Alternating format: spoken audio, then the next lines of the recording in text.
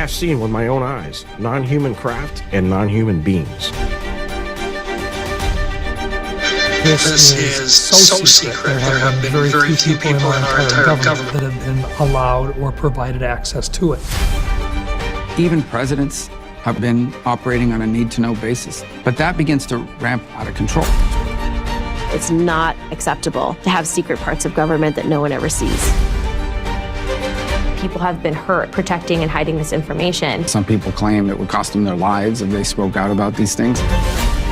You had information being locked away that could change the trajectory for a species.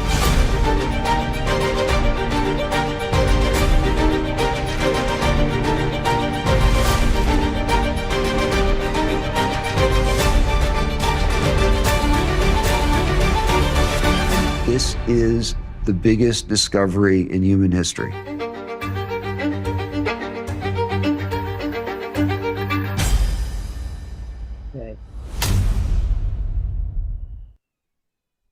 All right, Scott. Wow. It's an amazing time, Alan. You and I have both been in this field for a long time, decades.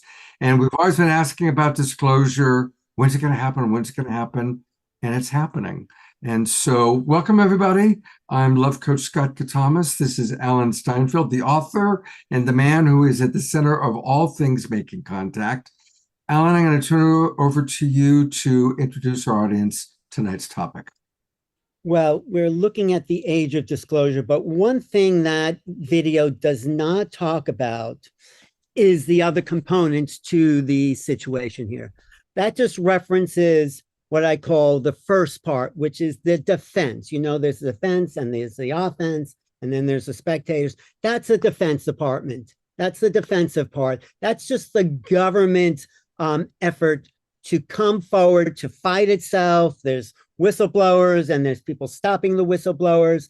That all has to do with one aspect. What we're really missing there is what the phenomena itself is about. What is really going on? Who's there? What do they want? That's not really addressed in that film, which is a great film to get people going. So there's the offense. That's what I call the phenomena. When are they showing up? Why are they showing up? Why are they there?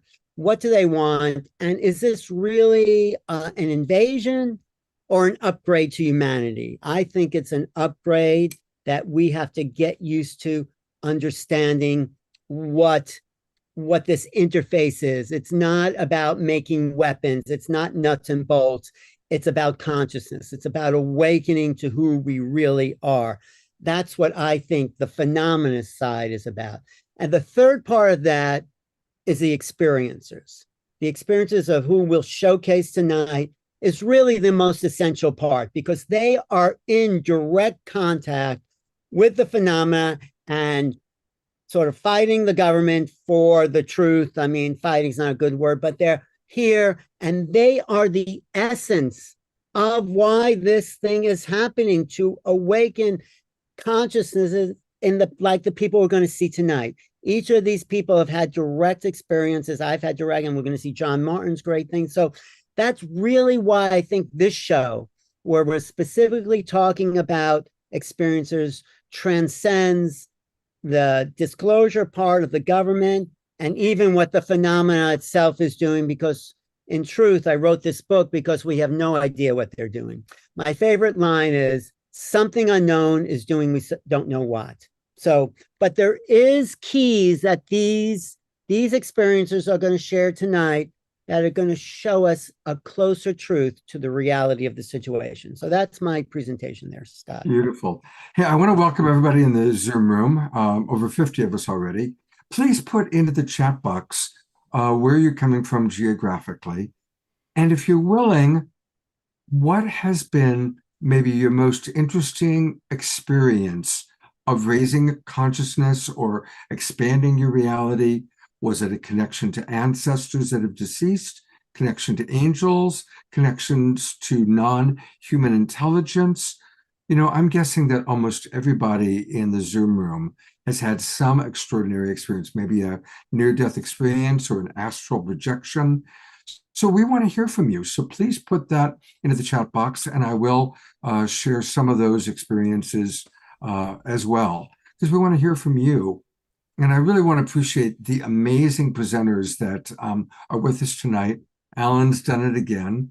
And thank you, each of you, for being willing to come onto a public format and share about your experiences, because the more we hear, it creates the 100th monkey effect that we open ourselves to having more experiences and feeling more comfortable sharing our experiences. And that's a real gift that each of you are giving to people tonight. So thank you for that. Yeah, thank you, Scott. We are at an inflection point where there's no going back to ignorance, where it's only the future and it's an unknown. And I say it's full of excitement for everyone here and the planet. So, and we need it. I mean, let's face it. I think we all know that humanity is on a fast car heading for a cliff. And we need to radically change our consciousness. You know, I had the honor of doing one of the very last interviews with Timothy Leary before he died. It was when I was working on Strange Universe. So this is like the late 1990s.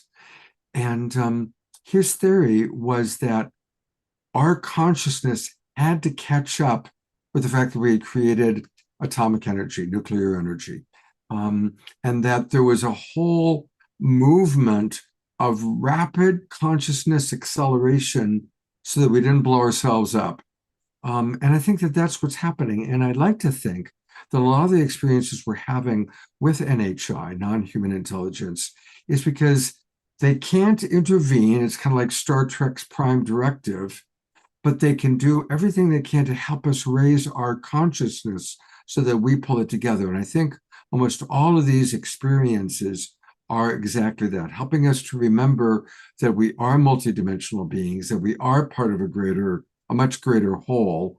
And that's what people like John Martin and the people we're going to hear from think are going to share with us tonight, is how it's changed their consciousness in beautiful and wonderful ways. yeah, I think this is the most exciting thing happening on the planet. That is why I'm obsessed with this. And that's why I'm so happy we do this show, Scott. So thank you. Absolutely. I would love for you to introduce, I'm going to let you do the honors of introducing Shelly, but I just want to say I love Shelly Reef, and I'm really delighted. Oh, we've got an Omashar song. Right. That's right. I was suffering from premature evaluation. It is my pleasure to turn over things to the house musical artist for the Global Peace Tribe, the man who makes all things happen, our beloved Omashar.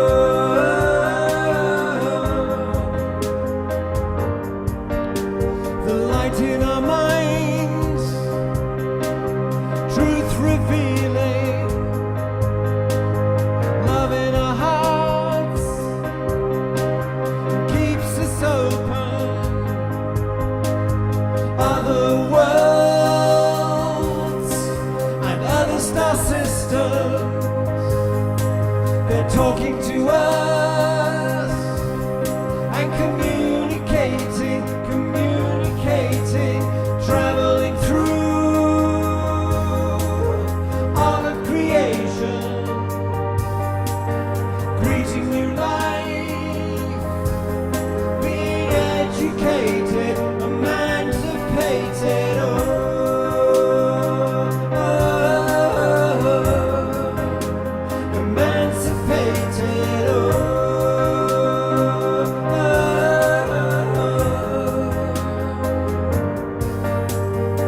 ancient souls are here to assist us, letting us know they're here to serve, they're here to serve, and traveling through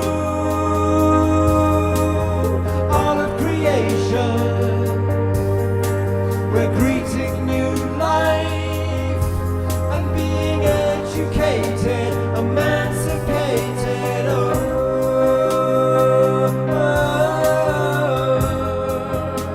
Emancipated.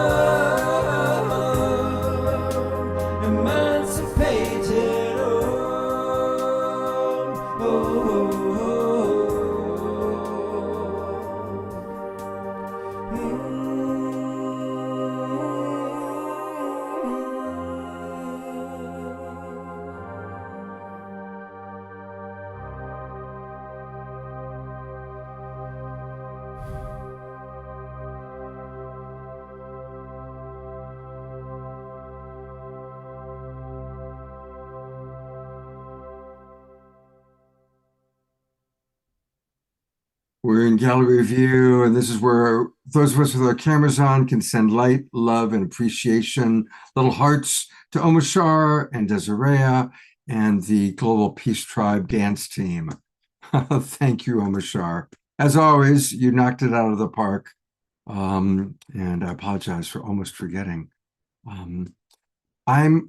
Before we go to Shelly, I do want to read some of the some of the comments that have come in, because we really do want to include all of our audience members. I won't be able to read everything that everybody writes, but I'm going to pick a few as examples and hope it'll inspire the rest of you to put into the chat box some of your experiences. Elizabeth Hartstar writes, at 15, after meditation, I had a Kundalini experience and Yeshua appeared. And from that time on, I've been led by spirit, connecting now 50 years later, and have connected with my galactic soul star family and have met my multidimensional aspects. Thank you, Elizabeth, for sharing that. Thank you very much. Thank you, Elizabeth. Thanks for being here. We should do a whole evening with about crystal skulls. She's a great crystal skull collector. Elizabeth. Absolutely. Let's do that. Dr. Laura writes, these have all expanded my consciousness.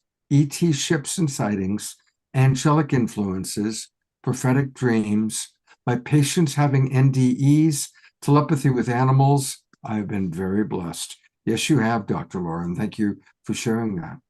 Brent writes, vivid dreams, a vision quest, awesome insights, and downloads to my cellular neuromuscular system.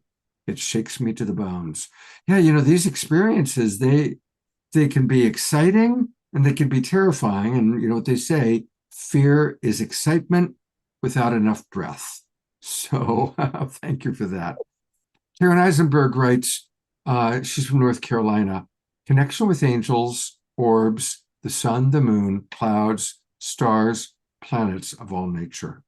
And finally, Reverend Jeffrey Colbert writes, it is my studies with Nassim Harriman and being with all the amazing people I deeply connect with. And yes, he's had experiences as well. So thank you, all of you, for kind of giving us some initial experiences that you put in the chat box. Look forward to reading more. I'm going to turn it over to Alan to introduce Shelly. Thank you, Scott. I think we are on the threshold of something new and unknown, and it's about time experiencers spoke. They aren't recognized at Senate hearings, congressional hearings, or at the big conferences. Whitley Strieber complained at the Soul Foundation that there was not one experiencer sharing their information, and it's true. The phenomena comes down to people like Shelly Reef, who's had sort of a lifetime of experiences. Besides being an incredible musician, harp player, sound healer, she's had very profound moments in the desert by herself, in Joshua Tree with a bunch of people. It is really a kind of, it's a different type of experience in a way, Shelly, that you've had than other people. So yeah, please jump in and talk about wherever you want to start with your kind of most dramatic experience. Well, I won't actually start with the most dramatic one. I've learned over the years to start with the one that was the turning point, and that was the one where there were a lot of other people involved, because that was the moment that I knew beyond a shadow of a doubt that that it wasn't, there was no way, it was an internal experience. I wasn't making it up. I wasn't crazy. And that was Joshua Tree Desert. There were 6 of us. It was kind of textbook, where in the middle of the night, this beautiful giant light appeared.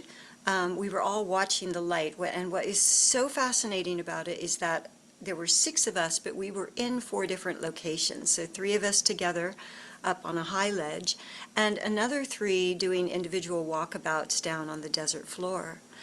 And so the 3 of us together, we had each other to confirm that we were seeing this light as we watched it for I don't know how long, because time got very strange.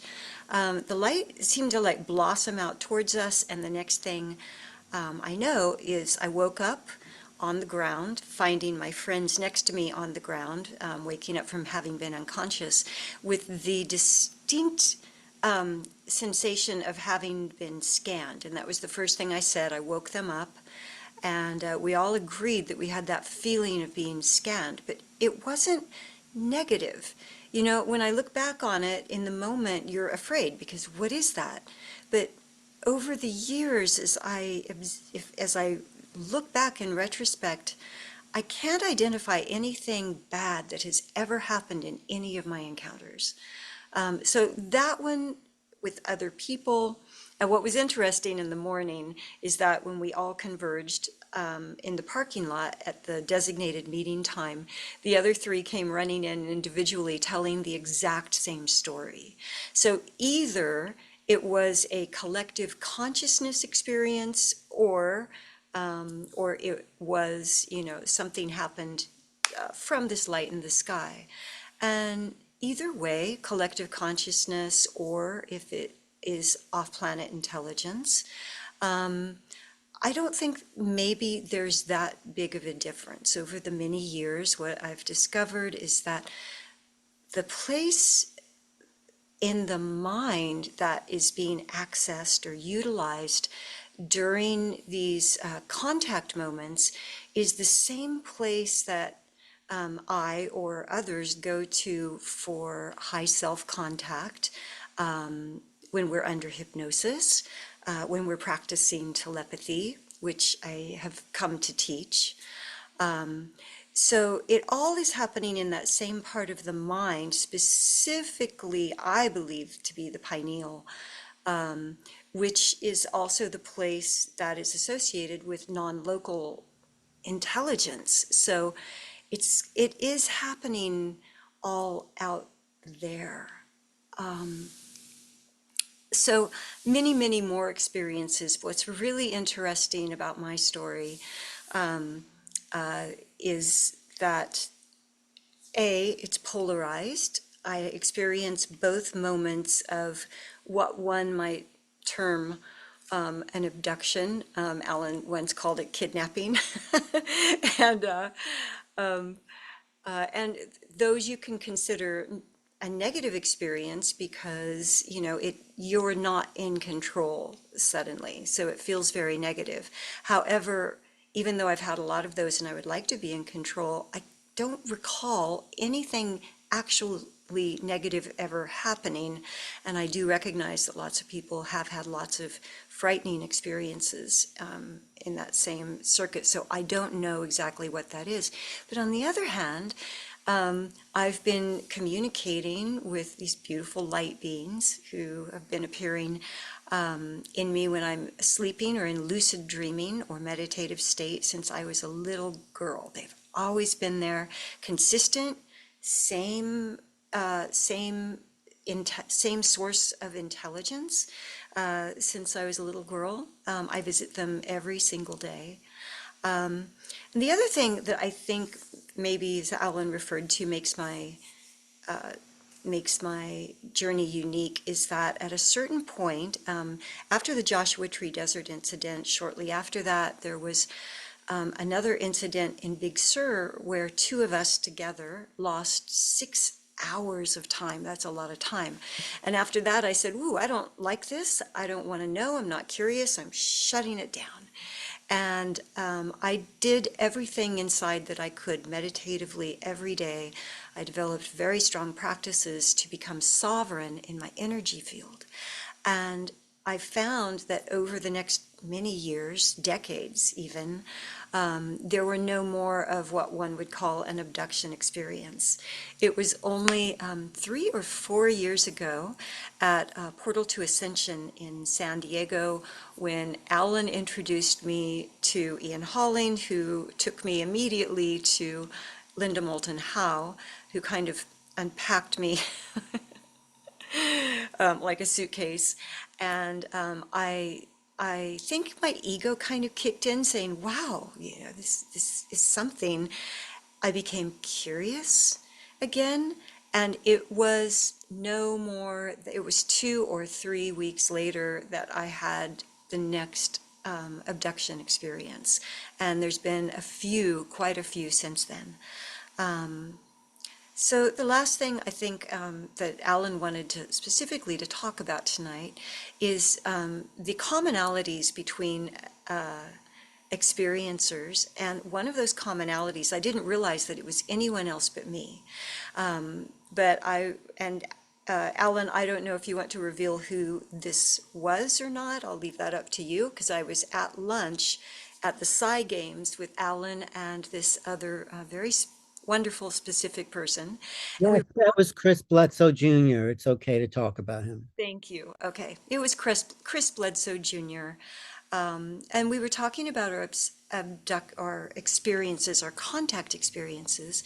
And I said, there's this vibration that comes into my chest right here, this very strong vibration, and it kind of takes over my whole body. And he said, me too. And I said, wow, you feel that? He said, yeah, it's always there right before I have contact. And he said, and there's this sound. And I said, me too, what's your sound? And he said, wah, wah, wah. And he said, what's your sound? And I said, wah, wah, wah, wah. And we had a good laugh, but it was a real breakthrough moment for both of us, because we realized that we weren't alone in these, we weren't alone. Well, Shelly, that's why I wanted to invite Indy specifically for that.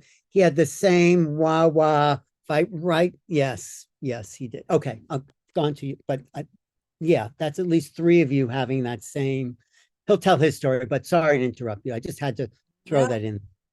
That's great. Since I've started talking about it, Ian Holling of Earth Files is sending me more and more people who have experienced that. And it took me it was so strong that night in Joshua Tree. And I could never get that sound out of my head.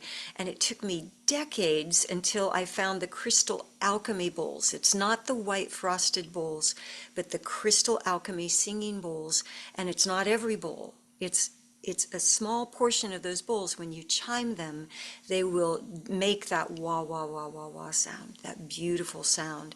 And so that kind of, first I found the bowls, and then the bowls took me to the harps, and the harps took me to the monochords, which is another sound that people have specifically referenced in association with contact, is the sound of a string instrument, the same note being played over and over and over again in succession.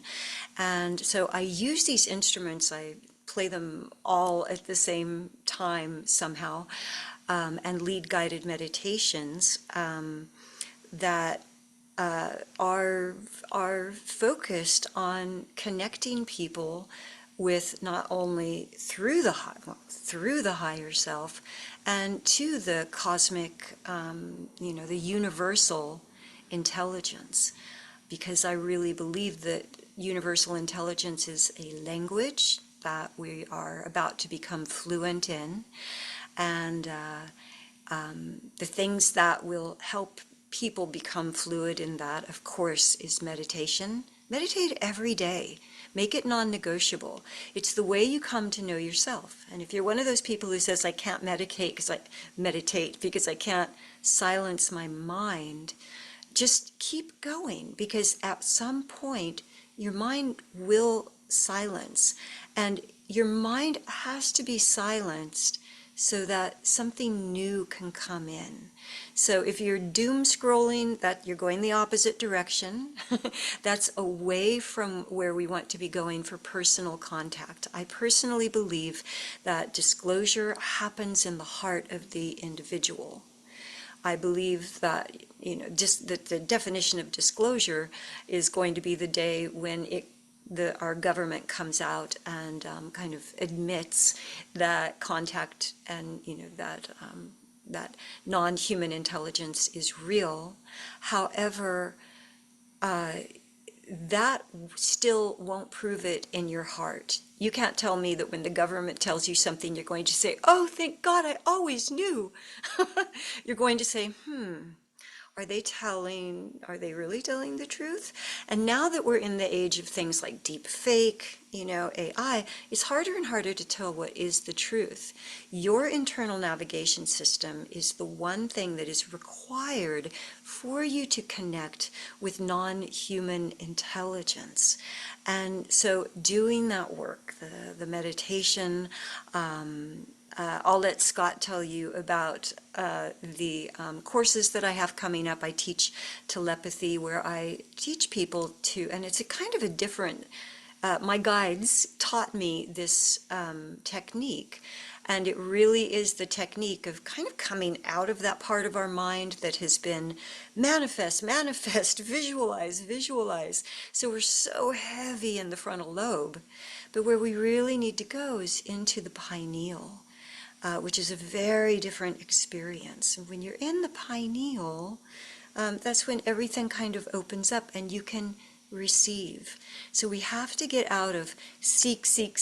We have to get out of fear, because you're not going to be allowed to see or know the truths of the universe until you come into a state of self-love with yourself, compassion for all living things, connection with Earth, connection with humanity as a whole. These are the things that kind of like earn you your stripes, and at that point you'll be initiated. You don't want to be on, if there's a bifurcation happening, you don't want to be going the wrong way as this opens up. Because it's possible to have a negative experience with off-planet intelligence. And it's very easy to find that in all of the media. Equally is it easy to find the most beautiful, expansive, evolved experience, communion, connection with non-human intelligence, and that also is online and everywhere for you to experience, namely through shows just like this. Thank you, Scott. Thank you, Shelly. We are going to have a Q&A period and kind of the second half of the show. We're going to hear from our main presenters. And Shelly, so you can think about it, the first question we'll go to during our Q&A roundtable in about 45 minutes is from Dr. Laura, asking you about your abduction experiences and why do you think they were abducting you. So you can prepare for that. And I want to encourage people, if you'd like to get more of Shelly's amazing offerings, her website is her name, Shelly, Shelly, Reef, Reef, like what you find in the sea. And she does amazing healing work. I've had the opportunity to experience her sound healing, and it's quite beautiful. And she's got all sorts of events coming up. So you can take a look at the events taking place in Southern California, Sedona, and all things Shelly Reef live at shellyreef.com. And we'll look forward to bringing you back for our Q&A roundtable in just a little bit. Alan, just before we go to our next scheduled presenter, I'm going to go to Desiree, who you introduced to me at the New Living Expo, and she has become a major part of our weekly Global Peacetime broadcasts. She has to go in a few minutes, and she has also had some amazing experiences. And Desiree, I would love for you to share a little bit about some of your experiences. Yeah, absolutely. I just wanted to share something that's kind of building. And it's been ever since I've came on the Global Peace Tribe. So I want to say thank you for everybody here. I love you. I love the energy. I love the things you teach me. But one of the first things that I experienced after being on the Global Peace Tribe and going to my very first Soul Search Expo was getting the information that a new kind of alien species was going to be birthed. And that, I want to say, was probably back in May or so. And then you fast forward to this weekend. And what had been happening is a lot of energy had been running through my teeth. And for me, that signals it's reconnecting circuitry. And then Friday afternoon, for some reason, my guides were like, "You're going to sleep." And I was like, all right. So I just laid there. And as I'm laying there, they started downloading in Andromedan, Pleiadian, Avian hybrid. And I literally felt that come into my body and then just absorb into my body. And then the next day, my guides were like, "You got to connect with all the chakras of the earth." I was like, okay. So I spent the whole morning just connecting with the different chakras of the earth and anchoring that energy in and allowing that to flow through. So yeah, it was pretty cool. But I want to thank all of you because you have taught me so much. I mean, you've shared your energy. So my growth is partly because of you guys. So thank you. Well, thank you. We love you, Desiree. You're such a wonderful part of Global Peace Tribe shows now, and we'll look forward to seeing you hopefully on Wednesday night. Thanks for sharing. Alan, let me just read a couple of quick comments from our people in the chat box, and then I'm going to turn it over to you. Susan Bloomquist writes, "My practice has allowed me to connect, and the planets and one particular star have different aspects when I look at them. I'm pretty sure it's me who is not developed enough for complete contact. I am looking forward to this ongoing journey with Star Family." You know, earlier, Shelly was talking about the value of meditation, and it can't be hard for some of us to kind of shift into that practice. Carol Craig writes, "It took me a long time, years, to get where I had the discipline to meditate daily, but I've been at it for decades now, and I don't think I can live without it." So thank you very much for that. She says she's always following her inner being. Just two more ones. From our beloved Dia Therese, her out-of-body experience was when she rolled a four-wheel drive 3 times over. A huge tree went through the driver's seat, which she no longer was because she'd been thrown into the back seat, and it was a total magical experience. She viewed her body in front of her, guardian angels, and since that time, she has been recognizing that she is living in gratitude. So that is a more dramatic example of what can happen for some of us. And then finally, Carol Craig also writes, "I was driving with a buddy just west of Paradise, Colorado, and there was a light being emitted behind the mountain range that ran parallel to the interstate. I kept passing the same mile marker, and right when I was going to see what was emitting the light, and I mentioned to the driver, 'Are you seeing what I'm seeing?' He acknowledged that he was. The light went out and we kept going, and then the mile markers continued to rise."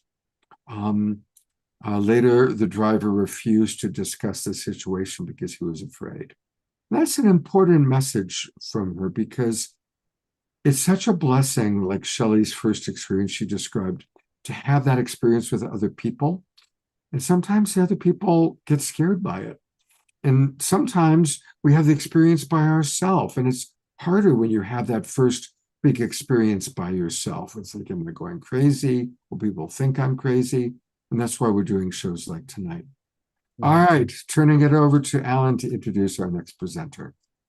Thanks, Scott. I think that's really key, is to understand the the biology, the emotional aspects of this phenomena, because we need to get accustomed to the presence of these other beings. And I think that's what this next presenter does, Debz Shakti, because she is a quantum hypnosis therapist. She is a channel. She is a lifelong experiencer, and that's what I really want to hear about. She channels the star teachers, and she was one of the main people in the Alien Abduction Answers movie, which featured John Yost, the producer director, and Whitley Strieber.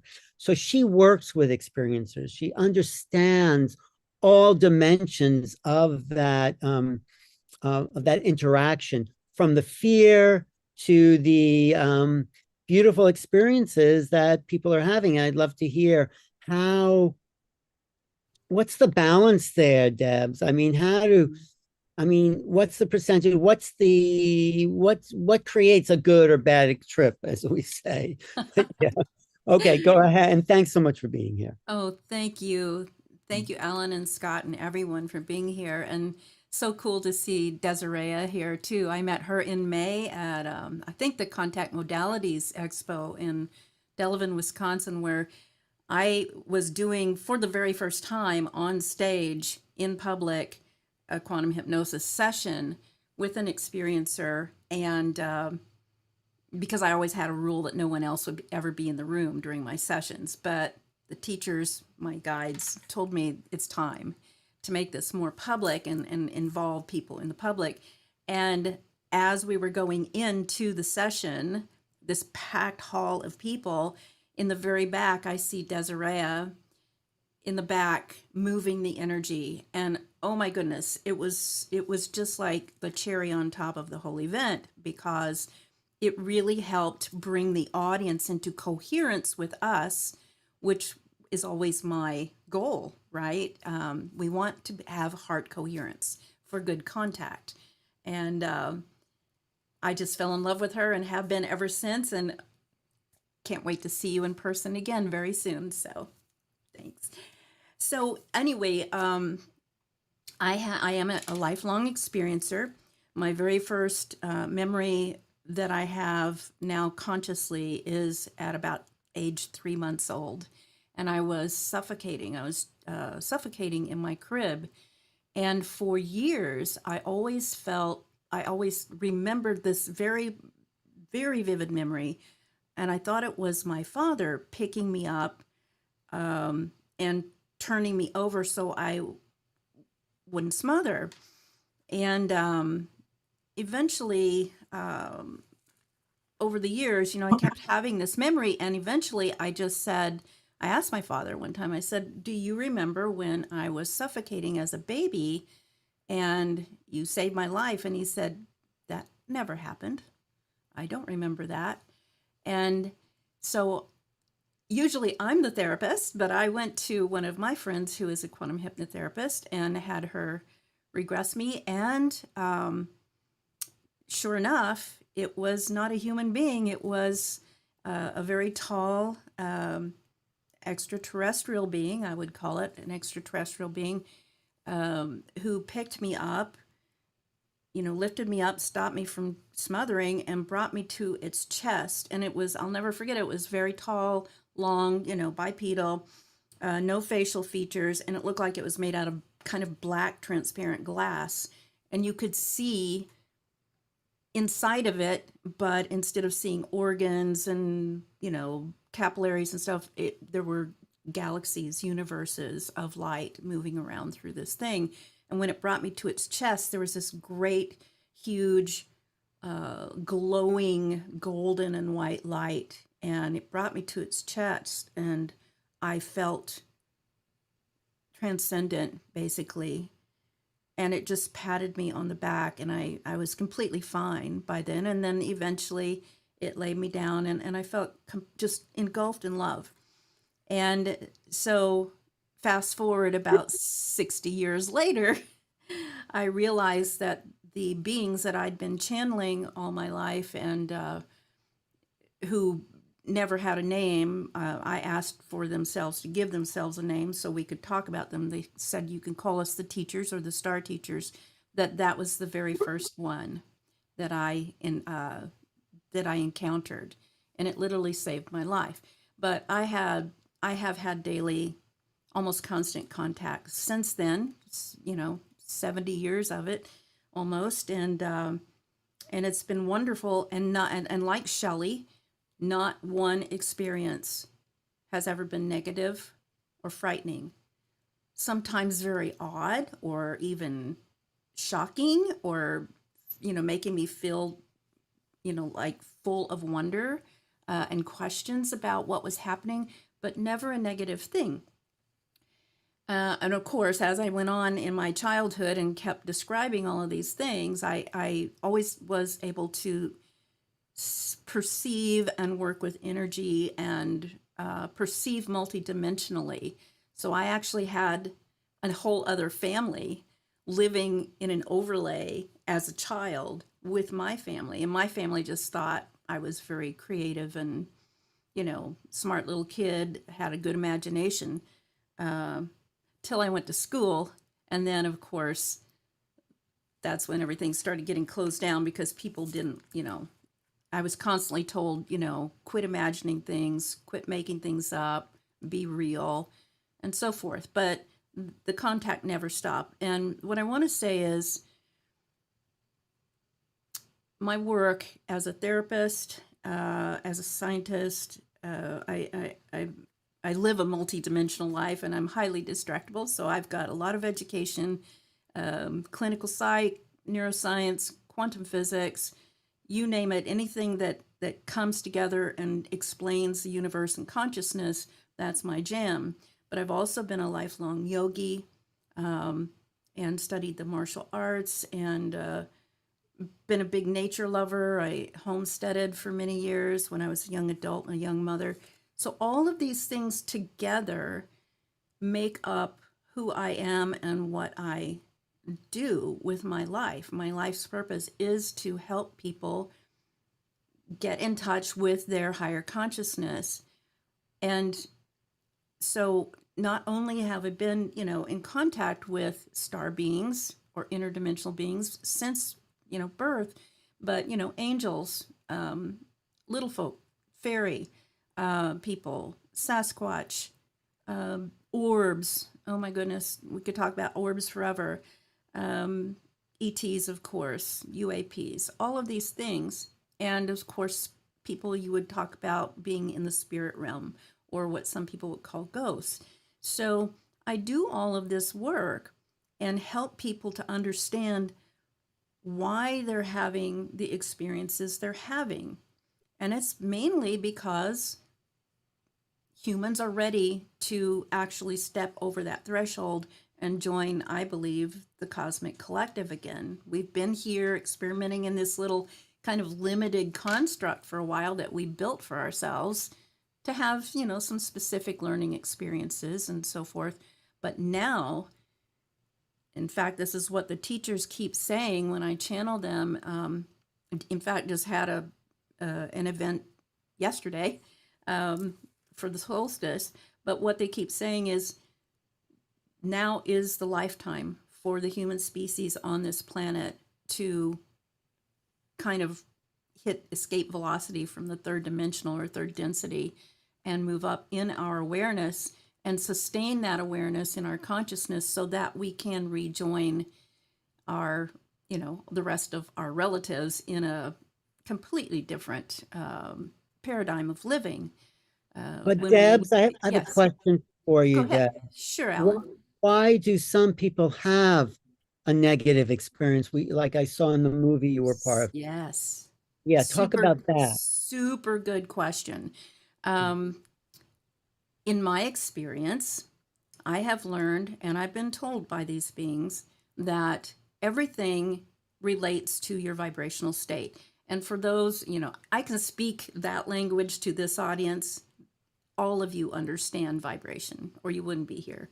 But when I speak to the mainstream public or to the thousands of clients that I work with every year, many of them aren't there yet. And so I say, insert the word emotional or feeling state. Whatever your main sustained feeling or vibrational state is, that is the level of experience you're going to have, not just with, extraterrestrials or other non-local consciousness, but in your reality.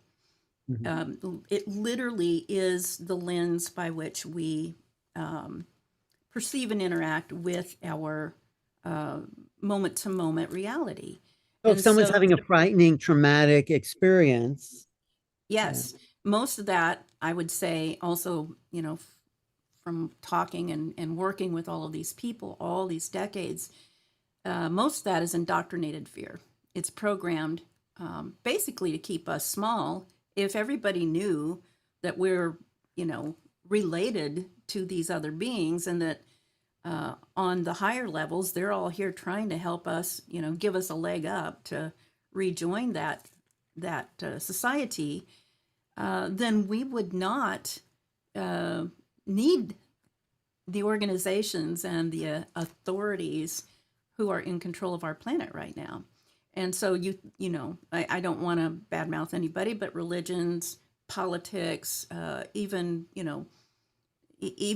academia, certain realms of academia, all these things, cultures literally have programmed people from birth to be afraid, or at least suspect, of anything that is not like them or not familiar. That's why we see so much racism, misogyny, hatred between different spiritual beliefs even. And it's all nonsense. But those indoctrinated beliefs are all fear-based. And so when I work with someone who comes in, and many of them do come to me and say, I had the most terrifying experience, including John Yost, who was the main star of Alien Abduction Answers. He was the whole reason we made that movie. He wanted to have a session, but he was too afraid to do it. And after a couple years, when he finally agreed to do it, he wanted to film it because he's a filmmaker, right? We had no idea we were making a film when we did it. But he was terrified of what had happened to him when he was a 7-year-old boy, and he didn't understand why. And he had a lot of missing information, a lot of missing time, a lot of missing memories.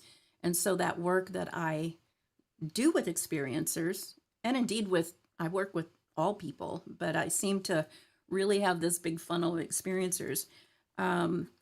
The work that I did with him helped him to recover that. And then he realized what his human memory had told him had happened, and why it happened, like it was scary, was completely programmed fear. And it was what I call the Hollywood program, because most movies and so forth, media that we've grown up with show, talk about alien invasion and ETs coming to Earth and eating babies and all that kind of thing, and abducting, kidnapping, and doing all kinds of horrible things to people. And so these people are terrified. And then when they go in, and I take them into the quantum field, that's where all information lies. That's, you can call it the Akashic record, you can call it the mind of God, whatever you want to call it. There is a field that encases the entire compendium of experience, past, present, future. There is really no time. It all exists at the same time, always in the same point. It's non-local.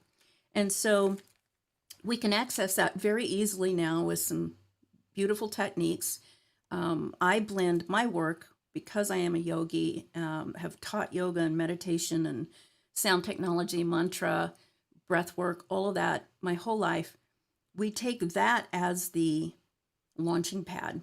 All of my clients, all of my students have to do that stuff before we go into the field. But just as Shelly was talking about, that work clarifies and amplifies and opens up and actually engages the pineal gland. The pineal gland is made of lots of little crystals. And when you do certain things physiologically and mentally, but especially with the breath and the voice, all those little crystals start vibrating at the same rate of oscillation.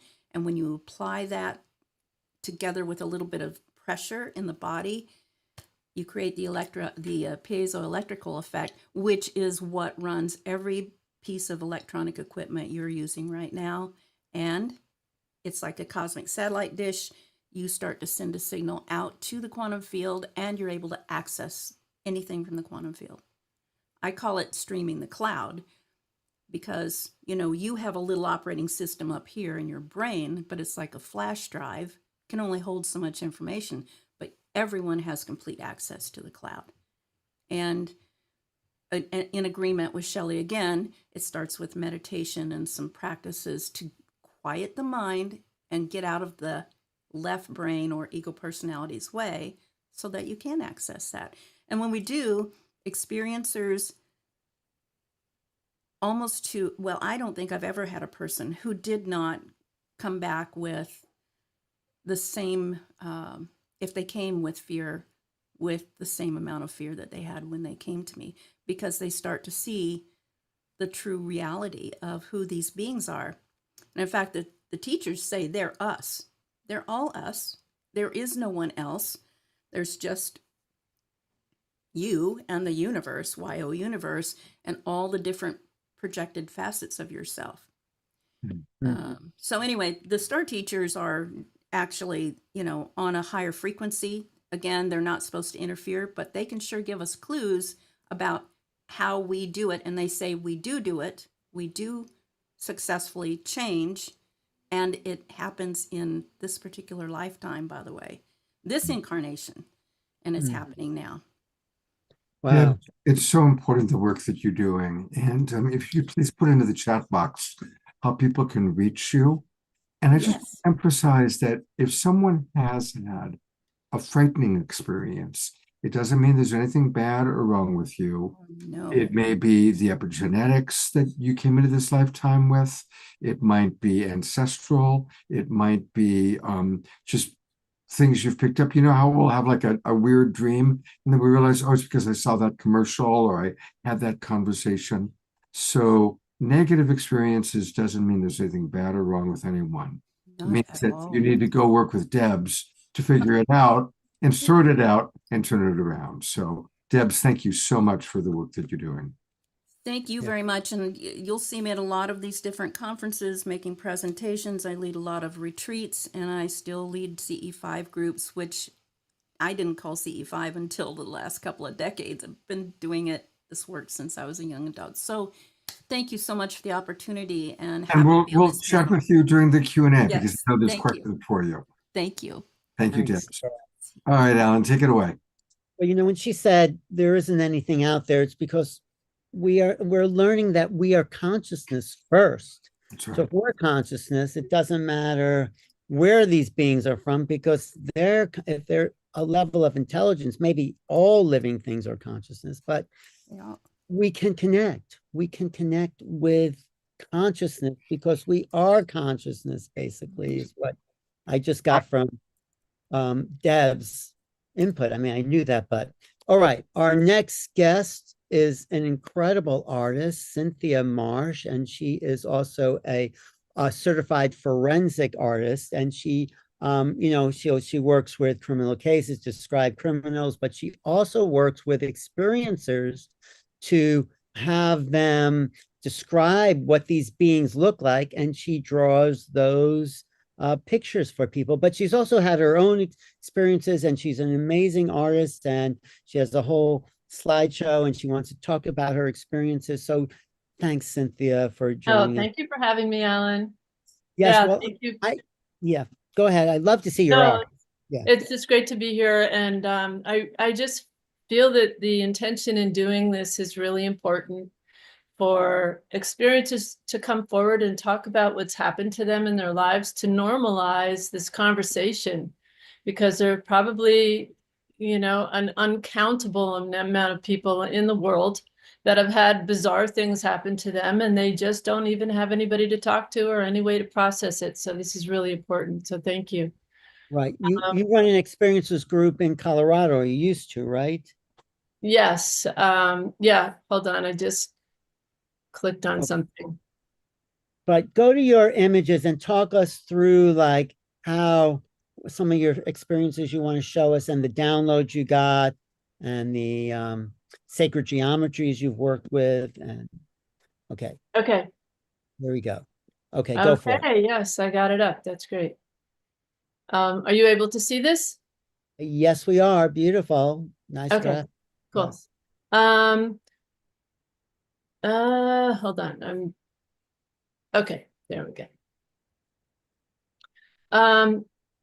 So this is kind of, and this is not going to be super long, but this is a little bit of an overview of what's happened to me in this one particular that's brought my art to where it is now, and pretty much has changed a lot about my life. So in 1974, and just like some other people have spoken about here too, I had some experiences happen when I was much younger than this one event. But this is the one event that really was a confirmation for me that it changed my whole worldview of reality.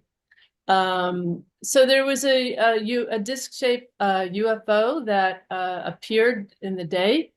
I'm going to show you some images and talk a little bit more about that.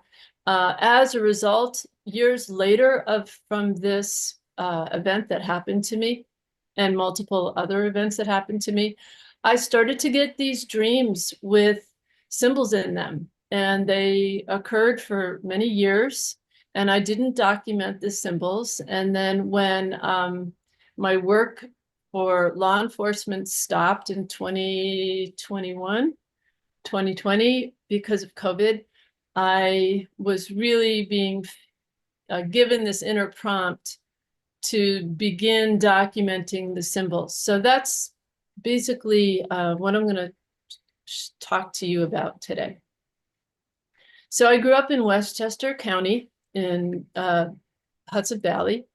And one day when I was 14, me and my best friend, we went for a walk in our neighborhood, and we went down this dirt road that had a no trespassing sign on it. And we knew that there was the water treatment plant was down there. We'd never been down there before, but there was something about that was calling to us to go down, just sort of mischievously, just to explore that part of our neighborhood.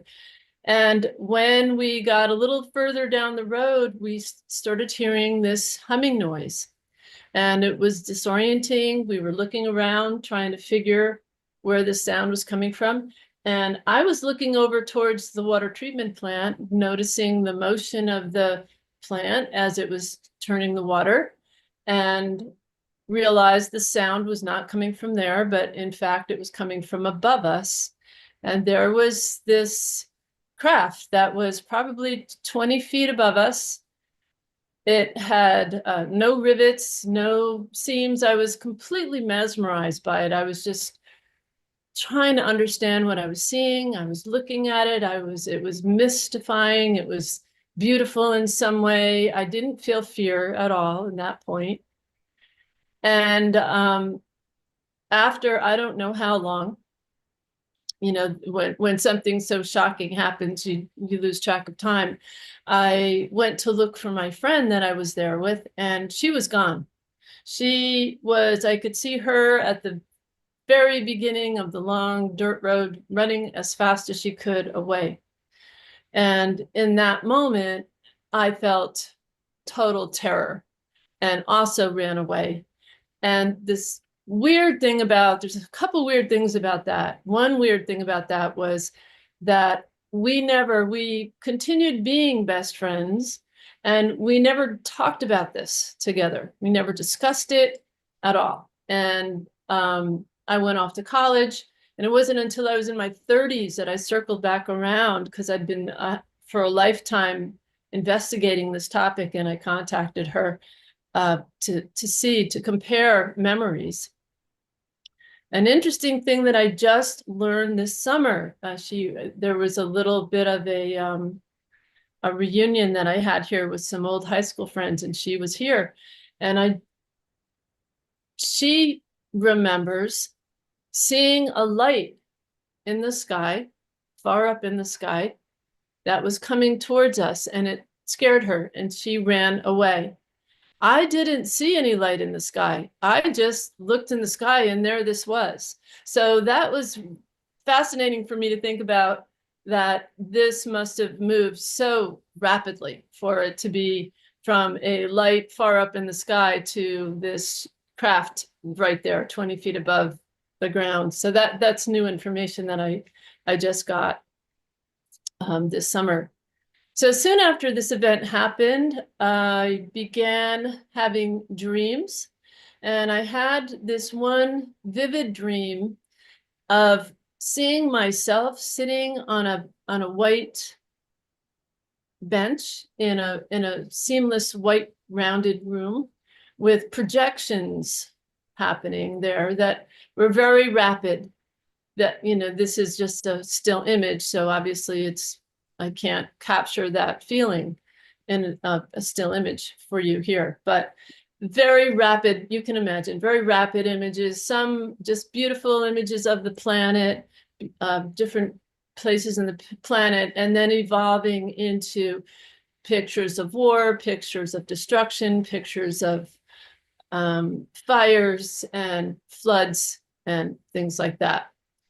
And around the same time, there was another very vivid dream that I had, where the sky was this incredible orange, and it was filled with a grid of these ships that were all coming slowly in my direction. And it was in that moment I was being given directions as to a role that I was to play in the future, that this was a future event that was going to be happening. And those dreams were the dreams that were just so vivid that they just have stayed with me for my whole life. And I've always felt like they're prophetic, they're real, that I'm going to be living to witness these events. So, it looks like I might have missed something here, but I began having some dreams in 2012. In 2012, I also became a forensic artist, as Alan was mentioning. I was given a calling to use my artistic skills to help other people by getting trained and interviewing them and drawing their memories in order to help identify people. And when COVID happened, that stopped. That work stopped. People were not going out, and the whole lockdown was happening. So I got this message to start documenting these dreams that I had gotten, where for about 4 years in 2012, from 2012, of symbols. And I have this on the screen because the Hudson Valley sightings that happened, where thousands of people witnessed crafts, that happened in the same area that my UFO encounter happened 10 years later. So that's why that's there. Anyway, so the dreams I started to get would all of a sudden come. I would see a symbol. There would be one symbol after another symbol after another symbol. My mind and my attention would be very focused, very considered. I would be thinking in the dream state that this is extremely important and to pay attention. And so I was just sort of observing, just like in those previous images that I showed you of the dreams where I was showing projections. It was similar to that feeling where I was passively watching these downloads of these images, thousands and thousands and thousands of symbols flashing in front of my brain until it was almost too much information, too many symbols. I had no idea what it meant, and then it would stop. And this continued to happen, this over and over and over again over the course of about 4 years. And during that time, I wasn't prepared, and I didn't think to document any of it. But then now when COVID happened and I had no other work to do, and I was really feeling like I needed to really start to explore this, I was really stuck because I felt these were important and I really needed to get this right, and I needed to draw the symbols correctly and can't just make stuff up. And one of my friends, it's also an experiencer who is also has been given a lot of symbols and includes them in his art. He said something that really made a lot of sense to me. And he just said, Cynthia, it's all in you. It's all inside you. Just get out of that side of the brain that's being analytical and just begin. And that made so much sense to me in that moment. It just was sort of like this permission slip that he gave me. And I just started writing, and I started writing and writing and writing these symbols. I couldn't stop. I'd go, like it was the winter, I'd take a bath, I'd be writing with charcoal in the bathtub, you know, just pages and pages and pages. And because I started to make the effort to begin this documentation, the dreams then came back. And so then I would wake myself up from the dreams, write down some symbols, go back to sleep, and so on. I mean, I'm not saying that every single one that I'm drawing now is specifically what because literally probably 10,000 symbols have come into my brain. But what happened was also, because of showing up and beginning to write down these symbols, I started to get dreams of geometries, symbols and geometries. And so now I'm taking, it was interesting because now I'm sort of taking the role of a forensic artist documenting memory, but now I'm documenting my dreams and I'm documenting my memory. And so I would have a dream and I would get up in the morning, I'd get my coffee, I'd try my best to just get out of the way of what it was that the dream was about, but I'd see these diagrams and I would just start drawing fast. And so what I'm going to do quickly with the time that I've left is just show you the progression of this work that I've done. And I started off with just paper, pens, some really low tech.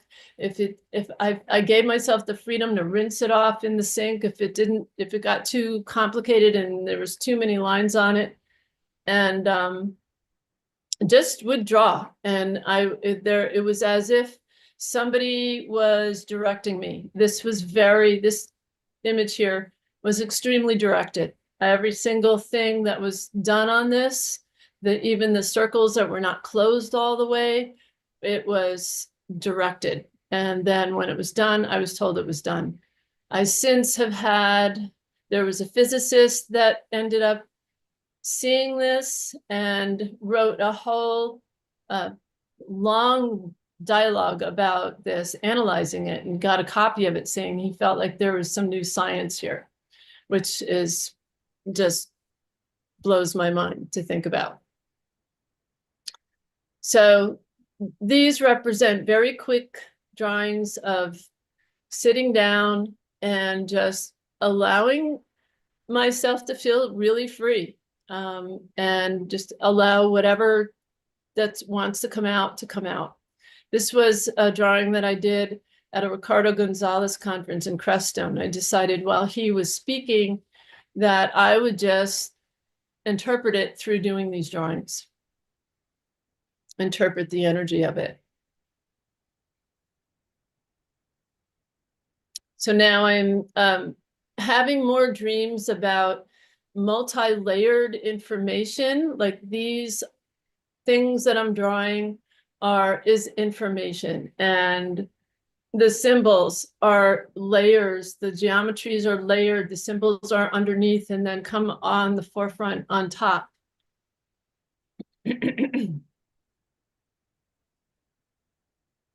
These are like transmissions in a way, aren't they, Cynthia? Yeah, it felt like that, and it felt like very free to do for me because it wasn't like I had any idea what I was doing, and I was just following whatever that other side of my brain. I was just starting with these dream transmissions. And so it gave me a lot of freedom, and I would be finished with one and just say, huh, okay, without a lot of judgment about them myself. I'm almost getting like a sound with them, like cymatics, when you like put sound and you could see the shape of the sound. This is like the shape giving me the sound, sort of. Yeah, well, it's interesting that you say that because my life has really gone in sound direction. When I moved back to the East Coast, I started a kirtan group here, and we're doing a lot with sound and vocalizations. And I find that even when I do these paintings and these drawings, there's always music, there's always some kind of sound component. This one was interesting. I don't know if you noticed the eyes on the top. This all formed in this dream. The geometries came, it was all, everything was moving. And then at the very end, in the darkness of this dream, these eyes appeared. And I thought, okay, that's like really freaky. But I was excited to be able to draw that too. And then I began experimenting with, I moved off of the black paper and started to experiment with different color backgrounds. This is sort of like a tan golden paper. And in the meantime, I'm seeing orbs a lot, videotaping orbs. So these are trying to capture the energy of what I almost think of as with every flash in an orb, a changing geometry within it. And for me, my experiences with orbs are very heart opening. Somebody else talked about heart opening. When I feel like I'm being given a message to go outside because they're here, and I do, and there they are, and I just send love. I feel like the love that comes back is like tenfold. You're going to love John Martin stuff when we see it later. Nice. Okay. How am I doing time? Are these painted or drawn? How are you actually doing these? They're both. Okay. Yeah, so now the beginnings were mostly drawn, and now because I've been a painter and a muralist for my whole life, and I do portraits and everything, I've started very slowly with the painted part because I was just trying to master being able to do the geometries that I was seeing in my head before beginning painting. So now I went to Hawaii and I did a workshop there with these geometries that I was teaching, and had a bunch of really amazing experiences with lights in Kona, above the water, under the water. And so this series here is about different experiences that I had there in Hawaii. These are more like what I see that the camera can't pick up. I'm resonating very deeply with this. Thank you. Yeah, and that's very much like what I keep going back to is the dreams. I've had dreams. This particular geometry and another one coming up, I'll show you as well, is I'm trying to capture this one dream that I had of these crystalline forms that were hovering above water that were so incredibly beautiful, and they were blues and greens, and they were geometric, but they were tall like a cathedral.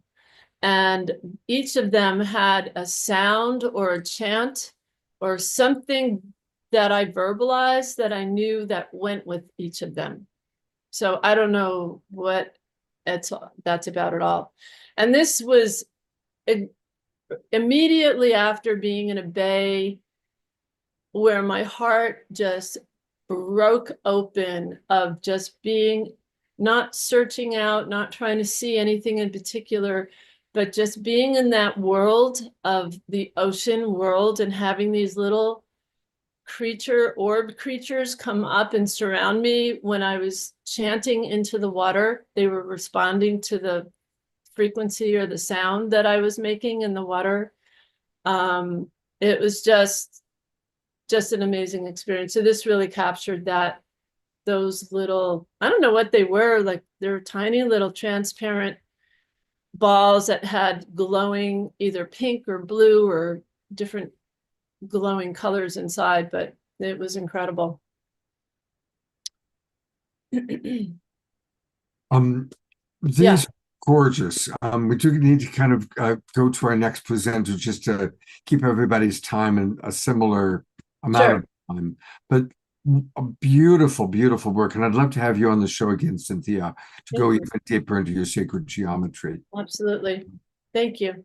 And that's where, yeah, leave that up. And actually leave that up for a moment so people can write it down. And I'm going to read some of the comments that have come in response to you. Matthew writes, Dr. Emoto and how to purify water via cymatics, singing, chanting, just really appreciating the similarity between this work and that work. Reverend Jeffrey writes, the arc crystal contains the geometry of the source of space. And that is the solution to unified science, which has geometry underlying the solution. Brent also points out that what he's seeing is similar to the art of Alex Gray, who, of course, Alan, you and I have had him on the show before. Dear Therese writes, astounding and captivating. Your storyline is unique and engaging. Thank you, Cynthia. Thank you. Jeffrey points out this is like the work of Karina Angela, who's a regular on Global Peace Tribe, is doing. So many people rising in consciousness.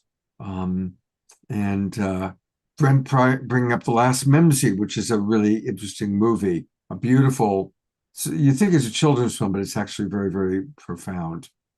Carol writes, transmissions to Cynthia and activations for the viewer. Yes, watching these absolutely is activating us. Atira writes, wow, my engineering history is thoroughly in awe. And lots of people just saying beautiful, fascinating, so cool, absolutely beautiful. Thank you. Reverend Boldow writes, Cynthia, these are amazing. So a lot of people really appreciating it. Thank you so much. Thank you very much. Appreciate Absolutely. Absolutely.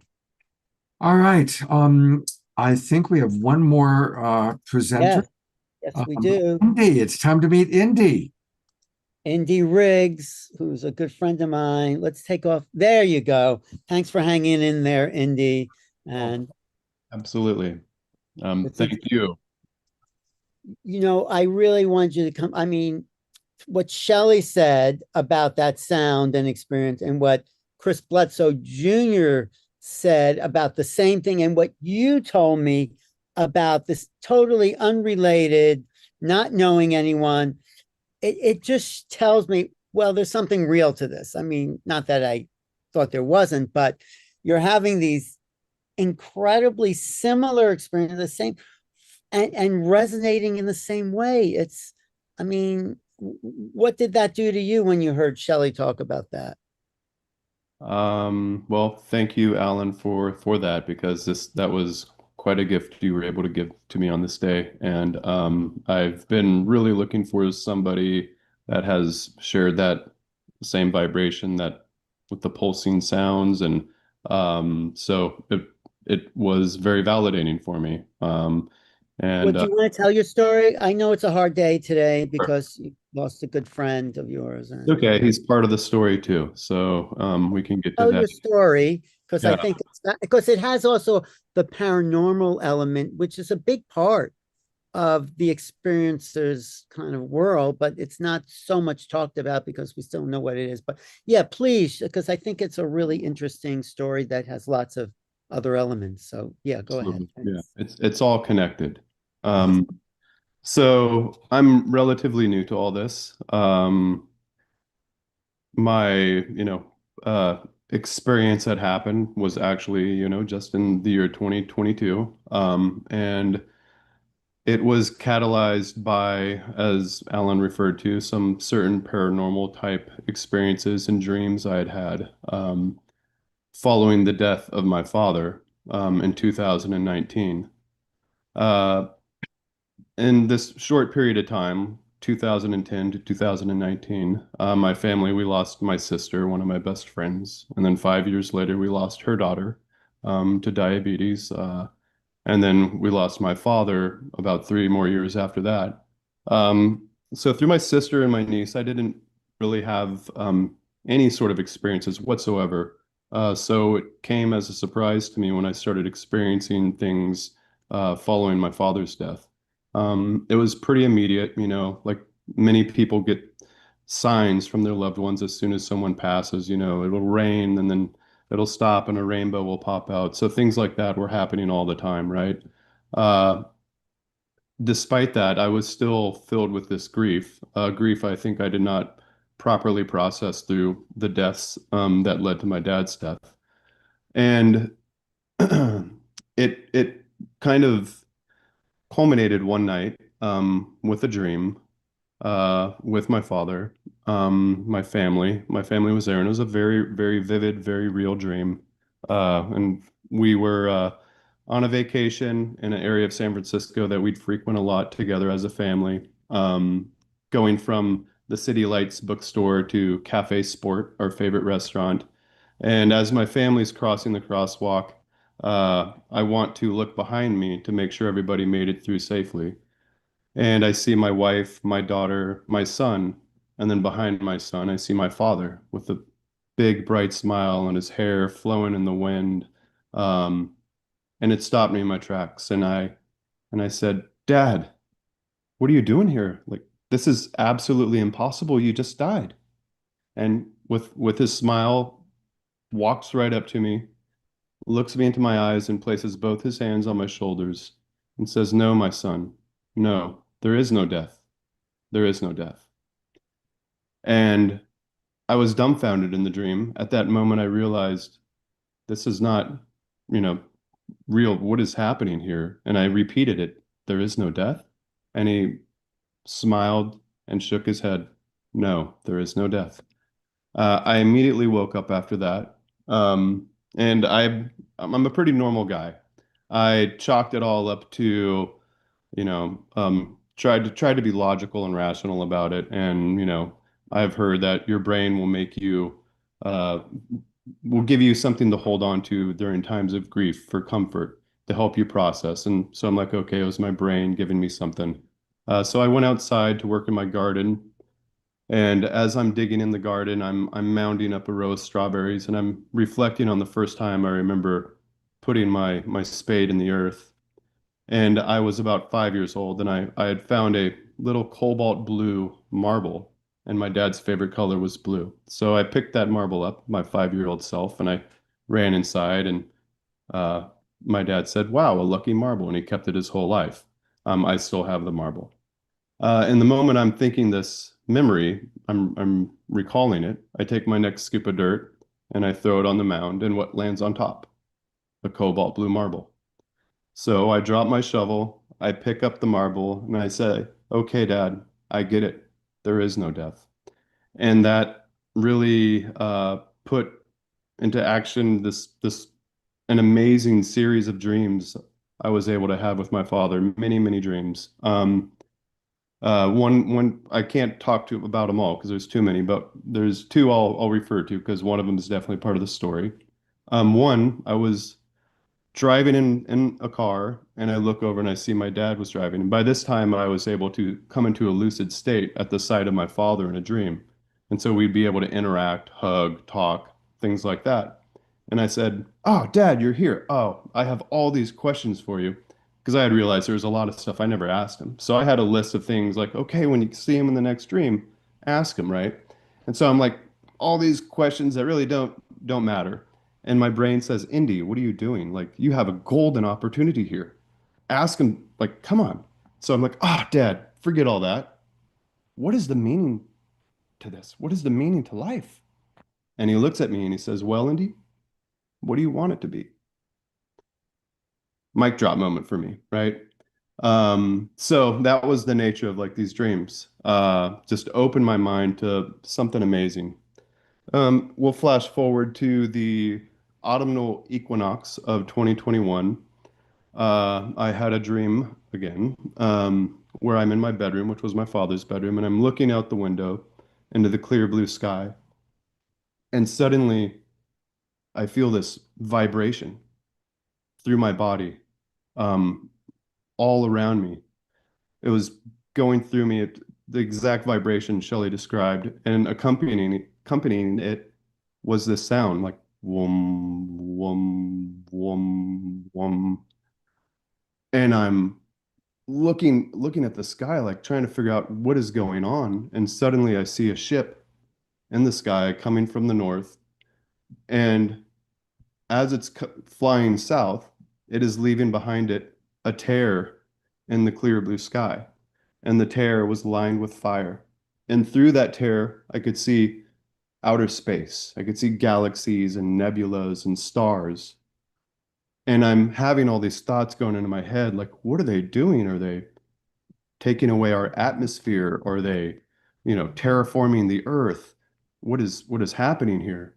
And then I see from the south another ship, a white gleaming ship, headed straight towards it, just like that, like it was going to head it off and stop it.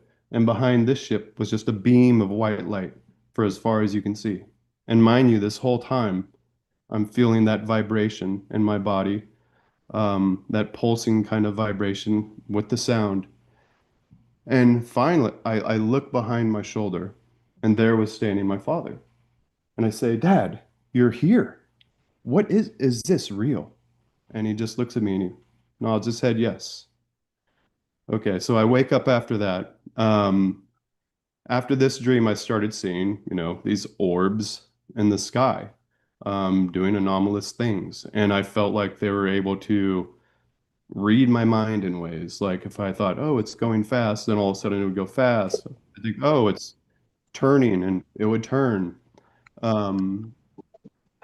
Happened quite a bit, and my family have witnessed them with me. I've got many, many videos of this, many other eyewitnesses with me that have seen these.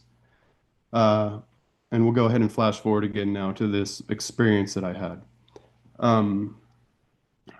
So it was April 29th, around 10 p.m. And I live on a farm, and I have chores to do at night. Sometimes I wait kind of late to do them. I should probably do them a little earlier. So I was going out to cover my greenhouses, turn on my nursery lights, put my chickens up, shut my gate that goes to the road. And I'm always accompanied by one or all of my dogs. But this night I just had my one dog, Barbas, my Irish Wolfhound. Sorry, he passed away today, and I had to bury him. So again, the synchronistic nature of being able to appear on this with you all, it's an honor, by the way. And Alan giving me this gift has really brought me a lot of closure. So Barbas and I, we were passing through the orchard headed to the chicken coop. And he runs into the chicken coop before I could shut the gate, and he likes to eat chicken food. And so he's like eating chicken food. It was a little bit muddy, so I got irritated at him. I'm like, dang it, Barbas, now I'm gonna clean off your feet, get out of the chicken coop. Shouldn't be in there. Got him out. I shut the gate, and as we start walking back through our orchard, I'm still like, Barbas, like a little irritated. And I pass a shrine that I had constructed where my wife and I found my father's body in 2019, where he had died. And as soon as I'm passing it, his voice comes into my head, and it says, Indy, chill out, bro. He's just a dog. Take a couple deep breaths, close your eyes. It's all okay. And I'm like, yeah, why am I like getting irritated at my dog? Like, so I stop at the shrine and I place my hand on it and I close my eyes and take some deep breaths. And then I open them, and I'm looking about 45 degrees in the sky. And I see a common star a lot of us probably know, Arcturus. It's kind of got an orangish glow. It's of the Epsilon Botis constellation, which I had downloaded all these apps on my phone. So once I started seeing the stuff in the sky, so I know what's what. So I had learned a lot about stars, planets, and constellations. And then right next to it was a much bigger body of light, a white light, very large. And I'm looking at this light and like, that's not normal. That's not supposed to be there. That's not Jupiter. That's not Venus. That's much bigger than both of them. And not even, those aren't even visible right now. And so I reached for my phone in my back pocket to see if I could pull out, an app and identify what this body is. And as soon as my hand touches my pocket, I realize I left my phone inside. And I think, you left your phone inside. And in that moment, I was hit with that pulsing vibration. Hit me right here in my chest. I felt it all through my body. Very intense. I could hear it. I could hear it all around me. It was like the atmosphere suddenly got thick, like time slowed down or stopped. It felt like I was moving through water or a thick, thick atmosphere. And as it pulsed, as I felt this pulse, this white light emitted this red glow with each pulse, like kind of out of the top right. And I was transfixed. I couldn't look away. I couldn't really think. All I could do was observe and feel. And I don't know how long that lasted or how much time went by, but I do remember the next thing I remember was when I was able to finally have a conscious thought. The light had stopped emitting this red glow and it started emitting from like the bottom left, like the static electricity, like a static discharge of like kind of like blue bolts, and it was audible, so I could hear the static electricity, a lot like a Tesla coil, if any of you have ever witnessed a Tesla coil in action. So it was like with these bolts coming out of it of electricity. And that was when I was like, wow, holy crap, what is going on here right now? This is really happening. And I thought, I'm about to be taken. And I just felt pure terror. And as soon as that terror hit, I started going out. And I started getting this tunnel vision where my field of vision kept getting smaller and smaller and smaller. All on the outside was black, and the blackness was just closing in until I had just this little like window of vision left. And I thought, oh no, you're about to pass out, Indy. Do not pass out. Do not pass out. You cannot pass out. And in that moment, when I had that thought, I heard the voice in my head again, and it yelled at me, call your dog. Call your dog. And I like, my dog. That's right. Where's my dog? And so I finally look away from the object, and I realize I'm up my road, maybe about 150 feet away from the shrine. And so I'm like, wow, I don't know how I got here, but I know Barbas is back there at the shrine. And so I look back at the shrine, and there he was, kind of like looking like a pointer dog. He was an Irish wolfhound, so a massive dog.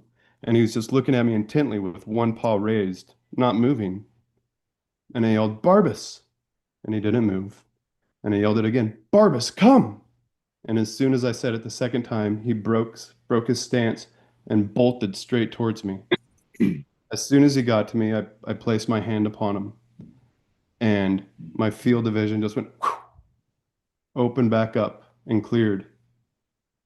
And with my hand on him, I'm like, oh my God, this is really happening. This is nothing to be scared of. This is amazing. This is like a miracle. And I look back up, and it's right above my head, still emitting those sparks. And him and I are just watching it, and I'm just in awe, like I absolute awe.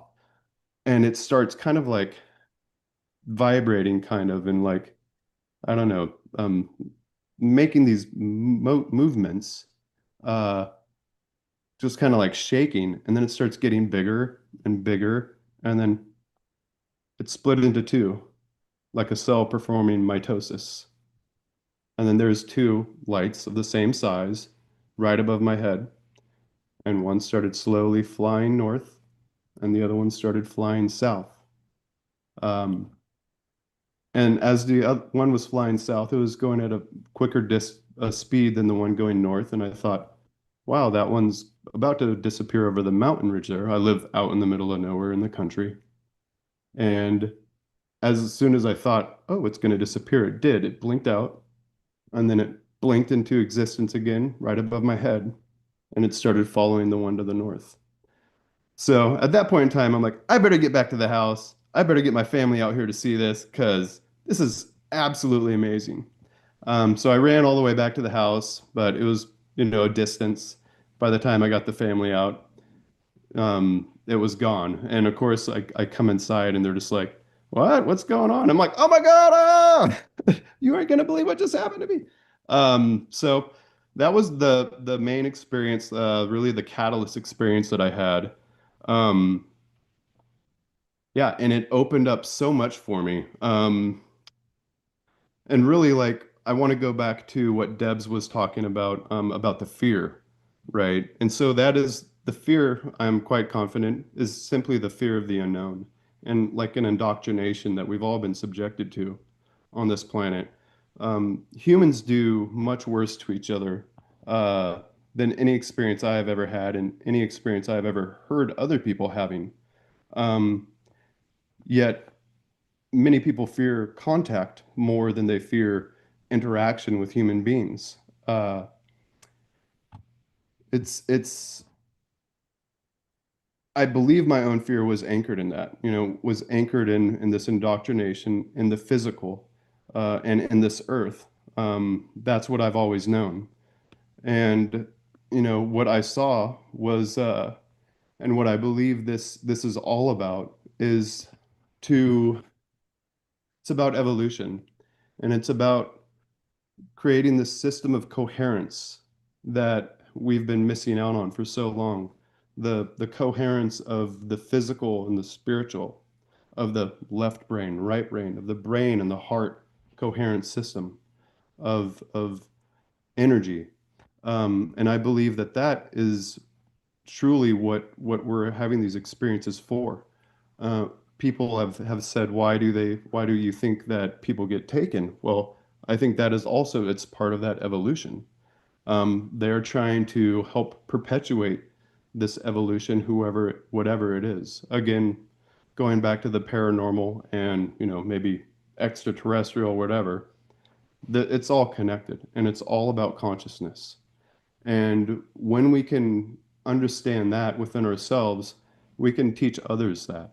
And there's things, well, I'm sure you've all heard of like the hitchhiker effect. So I've told people these stories and then suddenly they're seeing orbs. So that was my experience. This is my belief on it, it's this coherent system of energy, physical, the spiritual, consciousness. Going back to Omashar's opening song, there was a word that really stood out to me, which is emancipation. And that coherence is the path to emancipation for humanity. And what we are creating here is not necessarily a new species, but a new state of being.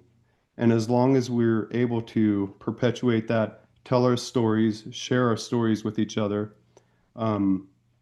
it's going to happen. And I believe it is in this lifetime. I personally feel if there is reincarnation, I do believe in something like that.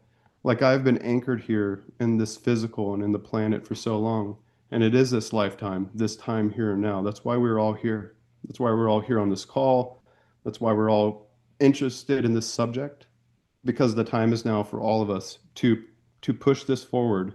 We know the narrative. We just need to get out there and tell it. So the more we can do that, the more evolution is going to happen, and it's going to happen at an exponential rate, as we're seeing every single day. It's exponentially growing. So again, I'm just honored to be here with you guys. Thank you. Wow. Thank you, Indy. Barbas, One my question about Barbas sort of grounded you, and somehow and he wasn't just a dog. I met him. He was quite an amazing being, full of love and curiosity and gentleness, and 7 feet tall when he stood up, but just an amazing being. So somehow he's connected to you telling the story today. Guide. Absolutely. Yes. As soon as when Shelly talked about the vibration and the sound that accompanies it, I'm like, this is it. This is why when you texted me earlier and you're like, I know what happened, you don't have to join. I'm like, no, I need to. Like, this isn't, once we get to this place in life, you realize that synchronicities, they don't just happen more and more. We can guide them. And it's not synchronicity anymore. It becomes a manifestation. And that's why we're here. One of the reasons. And so as long as we can keep guiding that into a manifestation, we're going to manifest what needs to happen on this earth. And all these powers that are in control that perpetuate war and violence and anti-peace, that's what we're fighting against. And that's what we're trying to lift up. And that's who and what is going to inherit this earth once this is all done. They're not going to win. We are going to win. I have no doubt. Indy, I want to come in for a moment. First off, I want to acknowledge, as a huge dog lover, the days that my dogs have passed over the years are some of the most meaningful days of my life. Each one is vivid in my mind. I also want to share that we had very similar experiences with our fathers. My father was my best friend. I walked him through his death. And after he passed, I also had several lucid dream experiences with him where we were able to hug, feel each other. I mean, it was amazing. And at first, there was a lot. Like when he first died, he came and visited a lot, and I'd tell him what was going on in my world, and he'd explain his. And then they became fewer and fewer. And then many years went by. And the last time he came, he no longer recognized me as Scott, who had been his son, but just as a soul that he knew, that he wanted to let me know, I'm not going to see you again.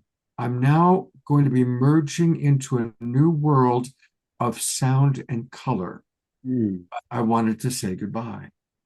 And that was the last time I experienced him. So thank you for sharing your story, because it's similar. And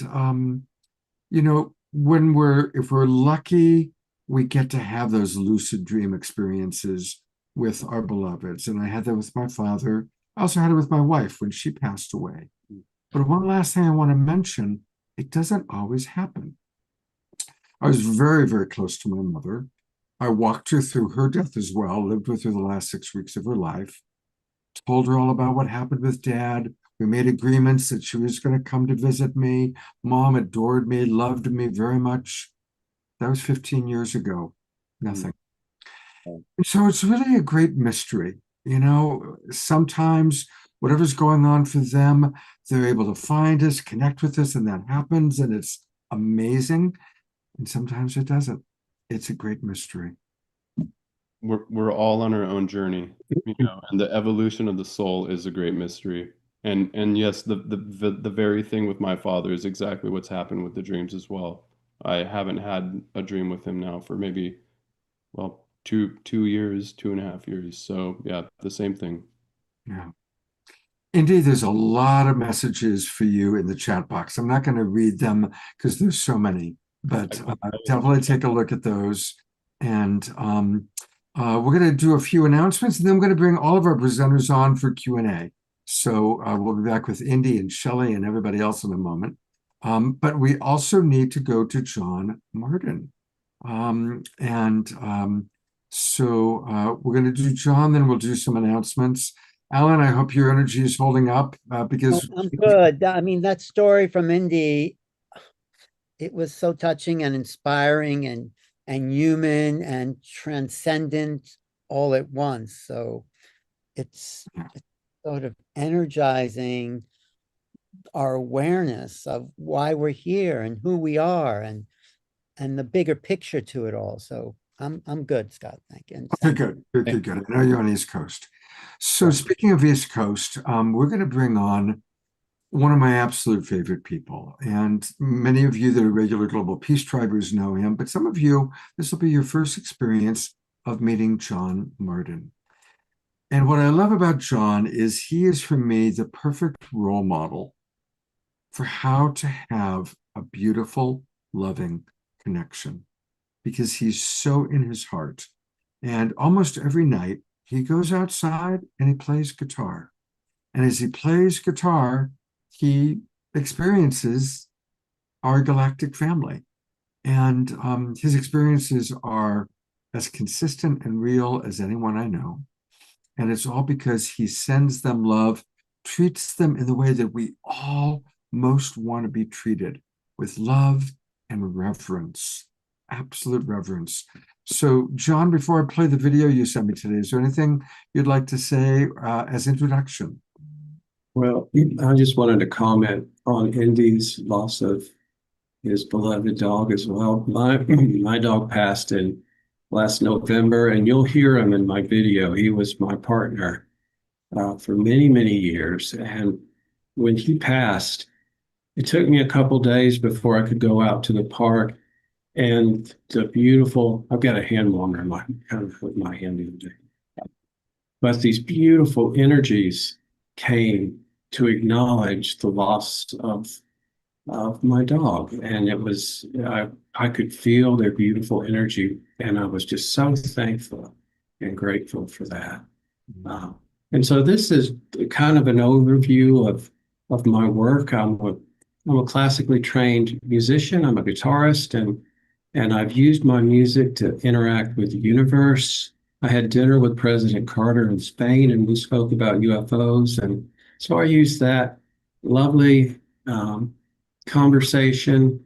He spoke about his UFO experiences, and I told him about mine at the time. And between that and Close Encounters of the Third Kind, I went outside on my deck and I began playing this music and projecting positive thought and love into the universe.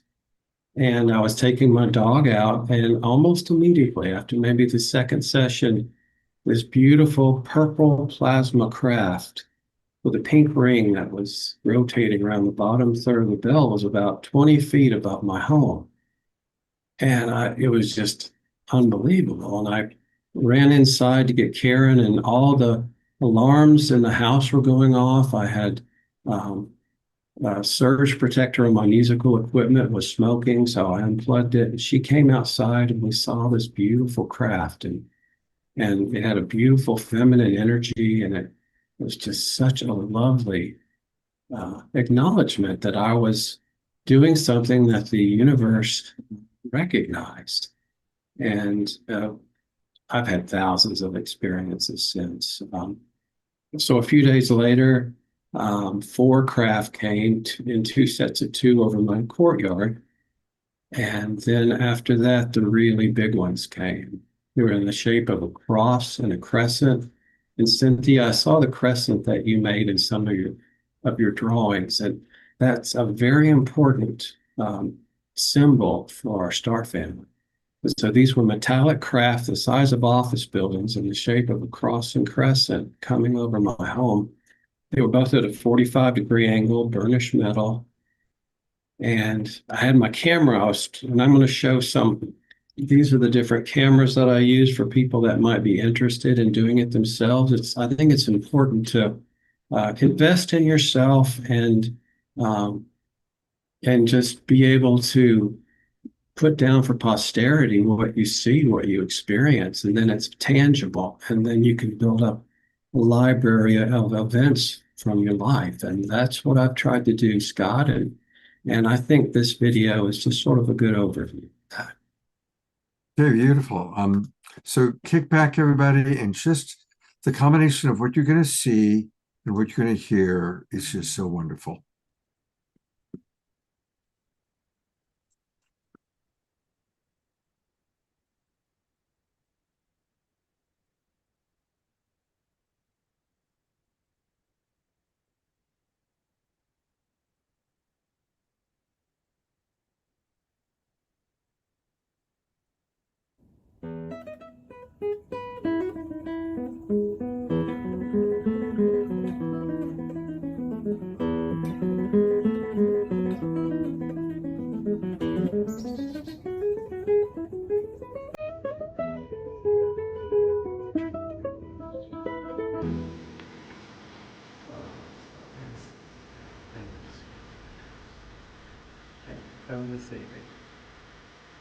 Thank you so much.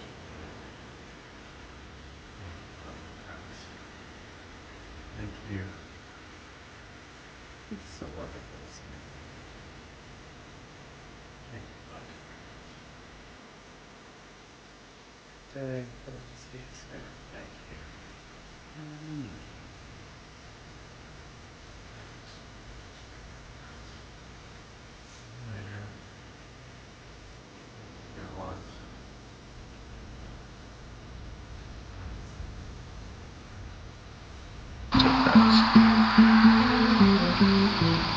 Wow. I mean, that's not the greatest thing you've ever seen. Wow, friends.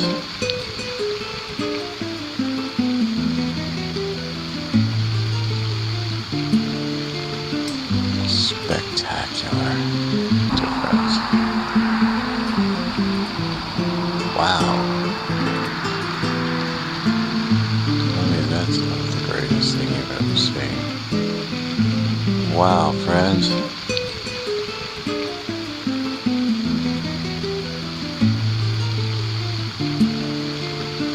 Spectacular. That is in there.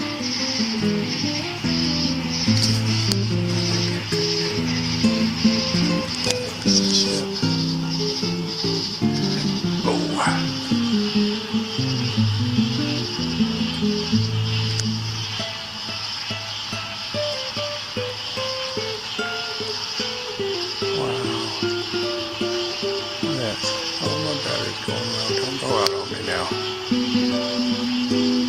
That's amazing.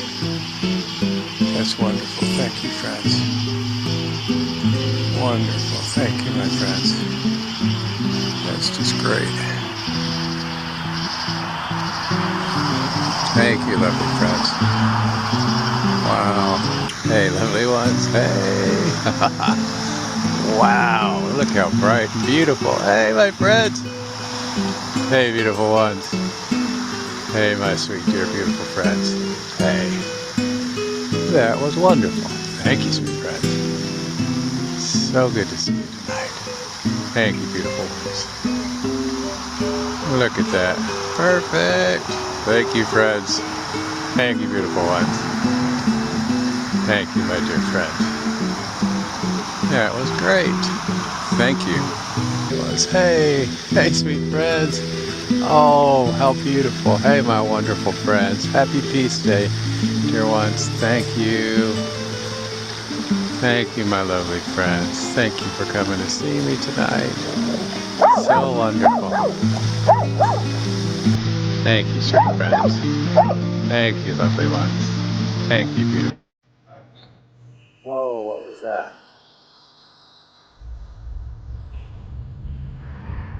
Right there. See you, friend. Wow. Beautiful. Hey, my friends. Fantastic. Gorgeous. There's a craft. Sure. Thank you, beautiful ones. My gracious, that's beautiful. Wow. Lovely. Thank you, beautiful ones. My goodness. That was fantastic.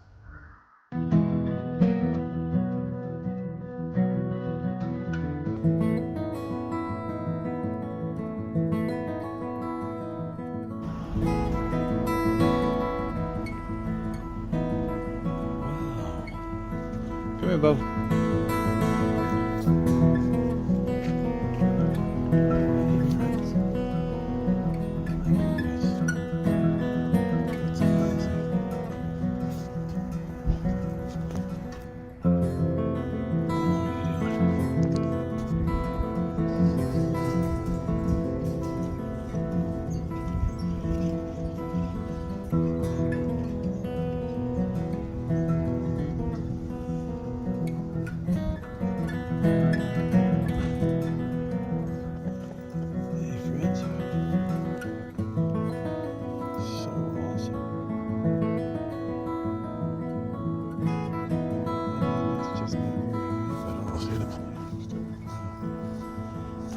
Closer.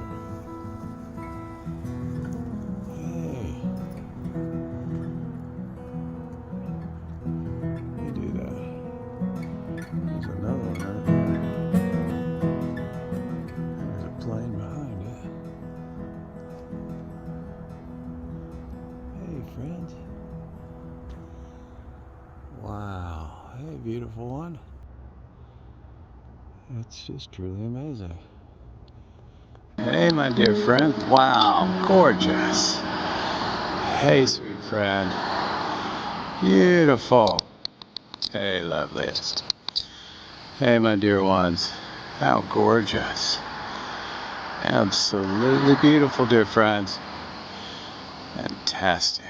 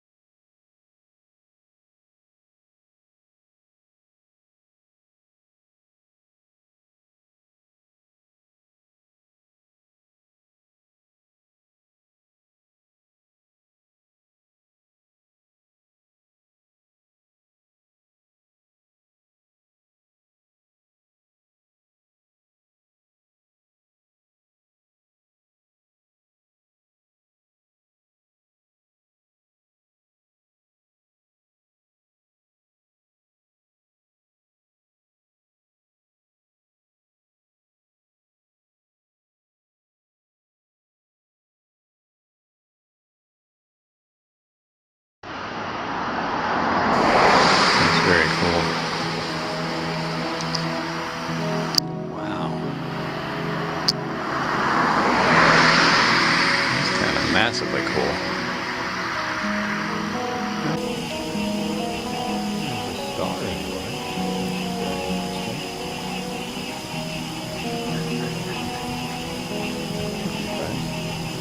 Get out of here, the light's about to hit.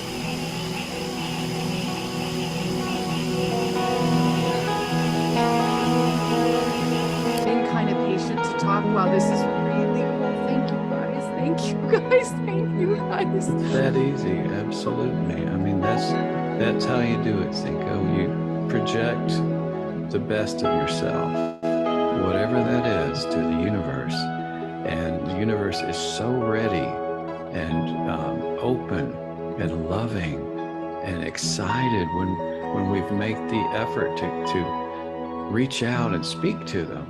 You know, it's just a gorgeous interchange.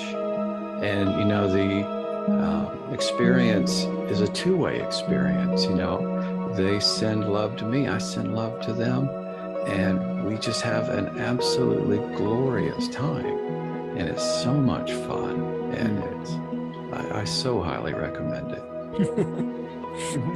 It's beautiful. John, thank you. It's so beautiful. You remind me of the many nights I've spent with my daughter out speaking to the stars, and they respond straight away because they can feel the heart of the child, the cosmic child in each one of us. So a real great blessing to sit in your music and also feel the wonders of how the cosmos responds. I really feel it. And I can feel your frequency, Altair, and you are aligned beautifully with the universe. And that's what happens is you're just naturally aligned with something that's so inspiring and so beautiful and so important and so loving and giving. And it's so amazing, really.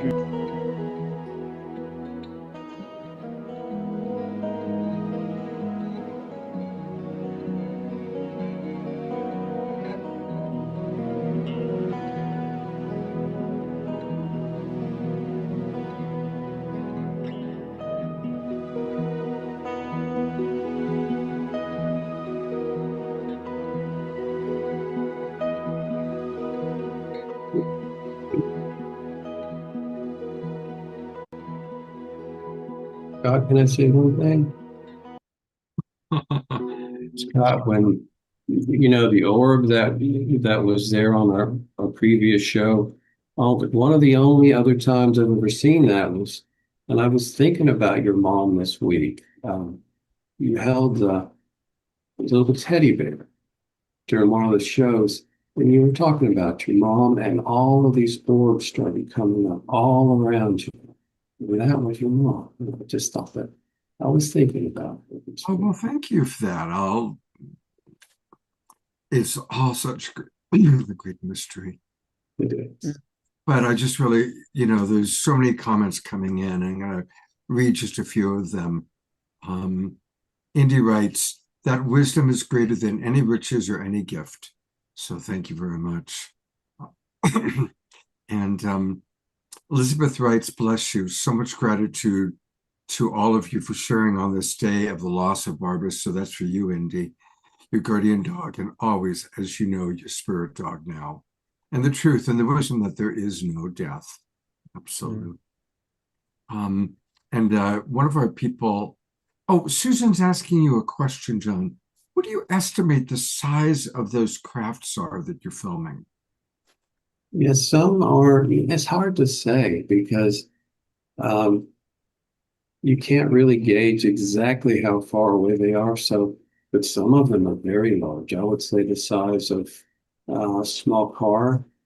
The really big, I consider those the deep space craft that come in, and they're fully illuminated, so you don't really get. I've seen them during the day, and you do get a better idea of the shapes and the different. I've had many different kinds of craft that come. I've had a beautiful during the day powder blue egg that came over, and I was. Many years ago, I was taking a friend of mine who was a B-24 pilot during World War II, and I was taking him to the emergency room, and this golden egg, about 3 feet long, came off one of the buildings right in front of us. And I spoke with, I can't remember his name, but he spoke about these small beings, Raymond Kosalandich. And he had these little tiny beings that would fly all around him. And they were in these he said around 3 or 4 foot golden eggs. So I saw their craft, and I've seen many different kinds. Always great, John.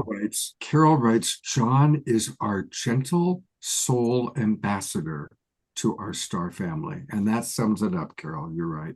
Go ahead, Alan. Carol. I was just saying, it's always fantastic to get in touch with John's magic and the emanations, and just by what you showed and Indy's story and Cynthia's pictures, I'm realizing, of course I do this all the time, but I'm realizing that there's real magic in this world, Scott, and Deb's work and Shelly's amazing work, or all of us here.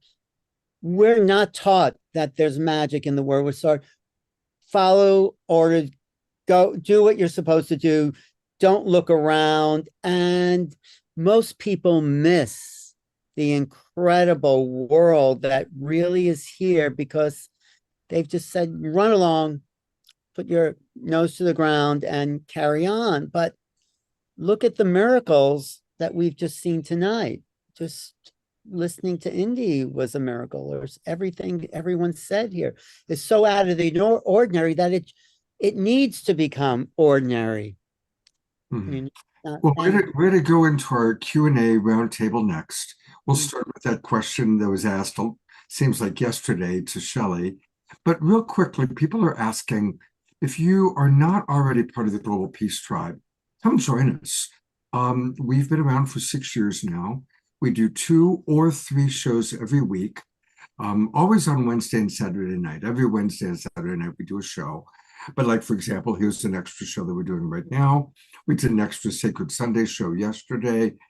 And all of our shows are similar to what you're seeing tonight. Beautiful music with Omashar and guest musical artists and inspiring presenters talking about everything from near-death experiences to non-human intelligence to all the different modalities that are helping us to raise our consciousness. So just go to globalpeacetribe.com, click register for the new season, and that'll take you to our registration page. It takes about a minute, and you'll then get the Zoom room links to all of our shows for the next 3 months, taking you all the way through the end of March 2026. And it's a beautiful community of people. Beautiful friendships have been formed. And about 2/3 of the people in our Zoom room right now are Global Peace Tribers. I also recognize a lot of new people watching that have come in through different ways. And also a big hello to all of you watching on Facebook, YouTube, and all of our broadcast partners. I have an event I want to share, Scott, a quick one here. This is something coming up in Sedona that Shelly's going to be at, and some of our favorite people. I'm going to host this with Suzanne Ross, Chris Blutzo. Everyone has he calls in the stuff, just like John just showed us. He's out there. He's going to do a C5. Carolyn Corey. Bashar is going to be channeling. William Henry, Danny Sheehan, Sarah Brexman Cosby. This is an all-star cast, and I put the link in the chat. So join me and all these all stars in Sedona for the equinox in March. And here's the link in the chat. And magic, so especially when Chris Bledsoe's there. Cynthia knows Chris, and he is like the star child. He just puts it out like, John, you should do something with Chris. I mean, you get twice as many, but he just calls him in all the time. Have you met Chris Bledsoe? No, we've spoken a few times. Yeah. I don't really know him, but yeah, I respect his work a lot.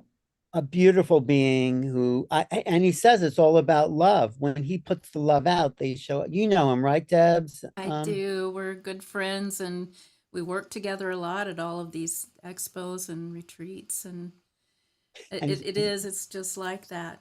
We just send love. And what did you think of John's show? Have you seen that before, Debz? Oh yeah, John and I have known each other for a long time, and I'm very familiar with his work. It makes me cry every time. I'm married to a professional guitarist, and I know the power of music. It's just almost like a carrier wave for our love, our invitation. So, but every time I see John's work, I see new stuff, and tonight just really moved me. Thank you.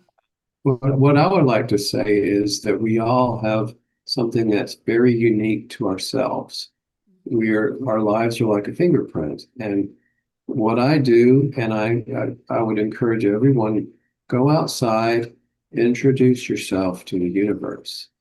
They understand English very well. I speak to them all the time. Talk to them like you talk to your friend. They are a family. They are our friends. Share, challenges you have, and share the great triumphs in the family, and share what you've dedicated your life to. Mine is music, but it can be artwork or really anything that puts your mind into that very special place that all the troubles melt away, and then your frequency is just a very natural place for you to connect. And when you do that, the universe is so ready and willing and able to meet with us and help us. And that's why I've spent so much time doing this. Yeah.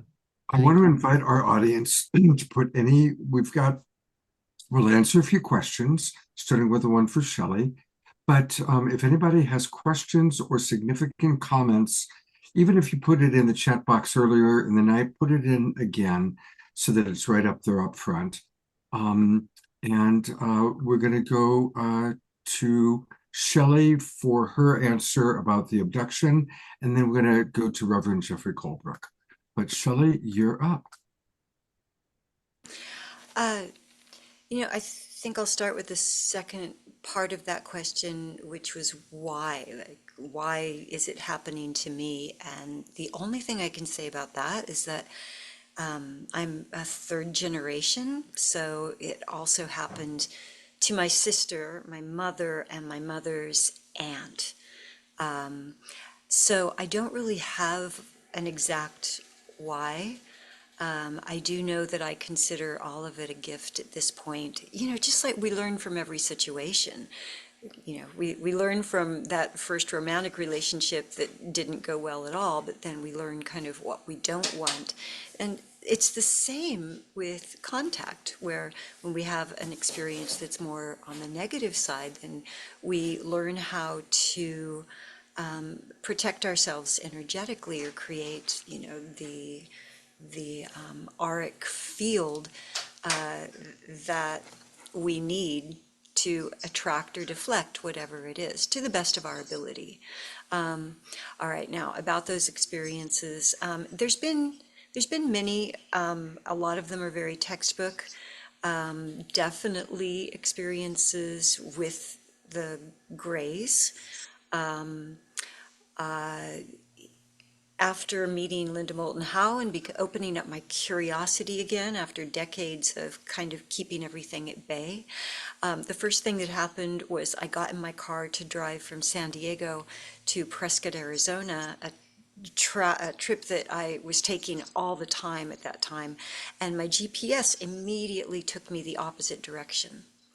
And I also remember that the night before, I had been awake with that vibration in my chest and that sound in my ear. And I woke up and time got funny, and I was going to leave at 9, and all of a sudden it was 3. And I got in the car, and the GPS just took me out in the middle of nowhere. I didn't know where I was, so I pulled over and found out I was right outside of Borrego Springs. I pulled into Borrego Springs, and as soon as I got into town, I became like narcoleptically tired, and I felt like I needed to take a nap immediately. It was 5 p.m., and I said, I can't finish the drive. I have to get a hotel. So I checked into a hotel. There were things about the hotel, like behind the counter, you know, there was a poster with UFO things in it. And I asked the manager if the area was prone, and he said, no, absolutely not. And I knew he was lying. After that, I got it in my head. I got into my hotel room, and immediately in my head there came this like overwhelming urge to see very specifically a sunset from a vista view. And so I looked up in Google sunset vista view Borrego Springs. I got an address. I put it in my GPS, and again it took me out in the middle of nowhere. The picture of the vista view showed this big, broad parking lot with lots of cars and people watching a beautiful sunset. Well, it took me to this one car slot, and the GPS literally said, get out and walk. And I've learned now that when things happen, I start taking screenshots, but I wasn't that on top of it yet. I was just wondering what was happening. I got out to walk, and I said, no, wait, this doesn't feel right. Something's off. And I grounded into the earth, and I called on all of my angels and guides, and I asked for guidance of what to do, and I muscle tested it, and I got back in that car and drove 80 and a 30 all the way back into town. But after that, once I got to my hotel room, it was an entire sleepless night of contact. And like I say, although there were lots of screen memories put in place, where I was being shown things like all night I kept being pulled over by the police in my dreams because there was light everywhere. And in the dream, I would think, oh, I'm being pulled over by the police. And then I would wake up and I would say, oh God, that's not the police. That's a craft. And so it was a very detailed experience. And about 2 months later, same thing. Vibration in my chest in San Diego. I wake up to drive to Prescott. Somehow time slips, and I said to myself in the morning, if it's 3 p.m. when I'm supposed to leave again, I'm not leaving. It was 3 p.m. I left anyway, and it took me the opposite direction out into the middle of the desert. And this time it took me into a big fog cloud that came out of nowhere. And in the fog cloud, there were a lot, I couldn't see more than 5 feet in front of my car, so I was barely driving. And there were a lot of lights out of nowhere.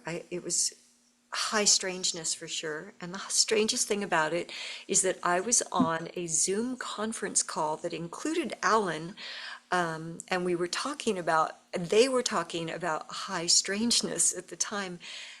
They couldn't hear me. I kept trying to, I could hear them and even see them on the video, but I couldn't, no one could hear me. And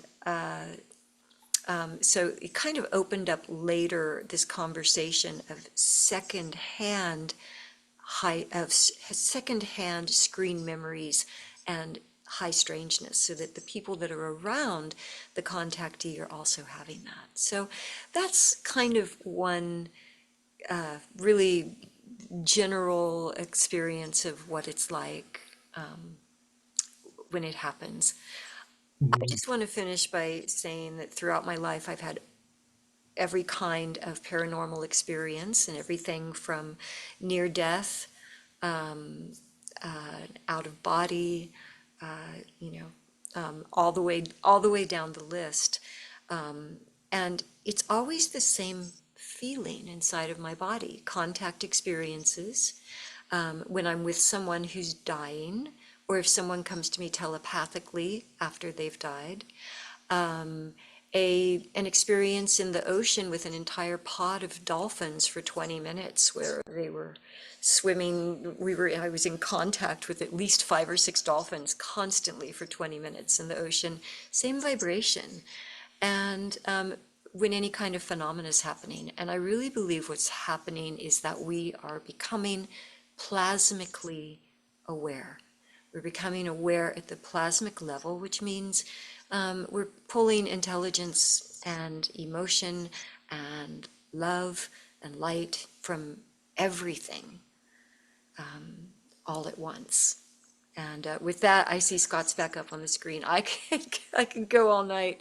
And blessings to you, Indy. I'm going to tell you an amazing story about a pet coming back from the other side to say hello later. So many blessings. Thank you so much, Shelley. Thank you. We're going to go to Reverend Jeffrey, and then we're going to Tim Spelly. If you are in the audience, we're going to go to you next. He is. I think. Okay, great. So we're going to hear a little bit from Reverend Jeffrey, I think, about the Bugosphere. Jeffrey, what's the latest? Well, I'm curious too. My question is, how many people here have been following the Bugosphere? What are your ideas? What are your experience? But it's amazing. Of course, it's a phenomena like so much here. First of all, this is a show. I mean, the people are sharing here.